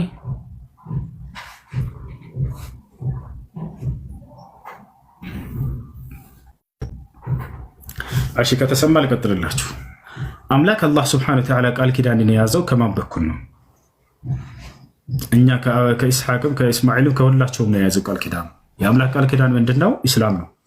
አምላክ በእርሱና በሰው ዘር መካከል ሁሉ ያደረገው ቃል ኪዳን ኢስላም ነው። ከእርሱ ጋር የመታረቂያ የመስማሚያ መንገዳችን እርሱ ነው። ገብታችኋል? በእኛና በእርሱ መካከል ሊያስማማን የሚችል መስማሚያ ቃል ኪዳናችን እርሱ ኢስላም ነው። ይህን ቃል ኪዳን ደግሞ በማን በኩል ፈጽሟል ከተባለ አምላክ አላህ ሱብሓነሁ ወተዓላ በኢስማኤልም በኢስሐቅም በኩል ፈጽሟል። ሁለቱም የተባረኩ ልጆቹ ናቸው። ወባረክና ዐለይሂ ወዐላ ኢስሐቅ ይላል። በአብርሃምም ላይ ባረኩኝ እንዲሁም በልጁም ላይ በኢስሐቅም ላይ ባርክ ያለሁ ይላል። እስማኤልም የተባረከ ነው፣ ኢስሐቅም የተባረከ ነው፣ አብርሃም የተባረከ ነው። ገብታችኋል አይደል? ይህ ነው አምላክ አላህ ሰምቶታል። እንደውም ከኢስሐቅ ይልቅ እስማኤልን በጣም እንደሚወድ መጽሐፍ ቅዱስ ያሳያል። በጣም የሚገርማችሁ በደንብ አስተውሉ። አብርሃም እግዚአብሔር ስለ ልጁ ስለ ኢስሐቅ ወደፊት ስለሚወልደው ልጅ ይነግረዋል። ልጅህን ምናምን እያለ ሲነግረው ምንም አልመለሰም ነበር፣ ጸጥ ነው ያለው። መጨረሻ ላይ ግን ይህንን ማመስገን ሲገባው ስለ ኢስሐቅ የተሰጠውን ምንድን ነው ያለው? ግን ወዲያው ምን አለ? የመጀመሪያ ቃሉ አብርሃም ያን ሁሉ ከሰማ በኋላ ስለ ልጅ ስለ እስማኤልም እንድትሰማኝ ይፈልጋለሁ ነው ያለው። ወዲያው አይታችሁ ከሆነ ነገረው ስለ ኢስሐቅ። ጸጥ ብሎ አዳመጠና ሲጨርስ ይህንን ስለሰጠኝ ምናምን ብሎ ሊያመሰግን አይደለም፣ ስለ ልጅ ስለ ኢስማኤልስ ብሎ ነው ወዲያ አይጠይቀው።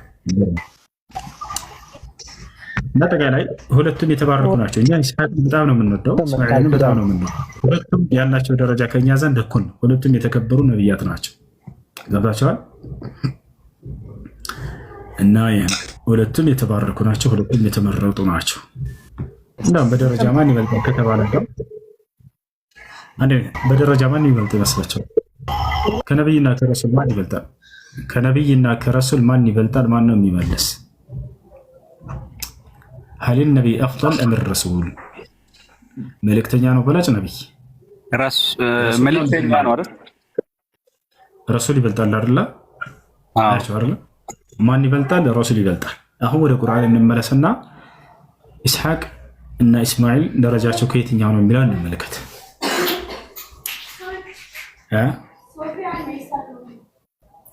إسماعيل من جنة. واذكر في الكتاب إسماعيل إنه كان صادق الوعد وكان رسولا نبيا. هلتنا ما أرق يا زلمة إسماعيل. واذكر في الكتاب إسماعيل بزيب مزحف لا بالقرآن لا إسماعيل إنه سأل الله تشولا إنه كان صادق الوعد السكان تباكي نبري له ወካነ ረሱለን ነቢያ ረሱልም ነበር ነቢይም ነበር አለ። ሁለቱም ማዕረግ ነው የያዘው። ኢስሐቅ ካነ ሚነል አንቢያ ከነቢያቶች ነበር እርሱ። ነገር ግን እኛ ይሄንን ኢስሐቅን ዝቅ የምናደርግበት ምንም አይነት አንደበት የለንም። እኛ ኢስሐቅ በጣም ታላቅ ነቢይ ነው። በጣም ከተከበሩ ከታላላቅ ነቢያቶች መካከል ነው። ይህ ነው እና ሁለቱም የተመረጡ የተባረኩ ናቸው። ኢስማኤልንም አላህ ኢስሐቅንም ባርኮታል። ወባረክና ዐለይሂ ወዐላ ኢስሐቅ ይላል። አብርሃምንም ባርኬዋለሁ ልጁንም ኢስሐቅንም ባርኬዋለሁ እያለ ይናገራል።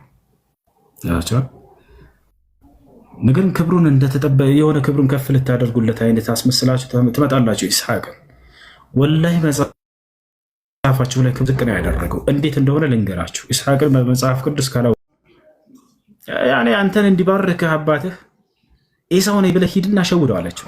ምግብ ሰርታ ምናምን ፍየል ስጋ ጠብሳ ምናምን ሰጠችው። ገታችኋል። ከዚያ በኋላ አባዬ እኔን ባርከኝ ይለዋል። ማነህ ልጄ ሲለው እኔ ኤሳው ነኝ አለ። ያዕቆብ አታለለው አባቱ። እሺና ብሎ ባረከው አስጠግቶ። አንድ ቀጥላችኋለሁ። ሄሎ ወአለይኩም ሰላም።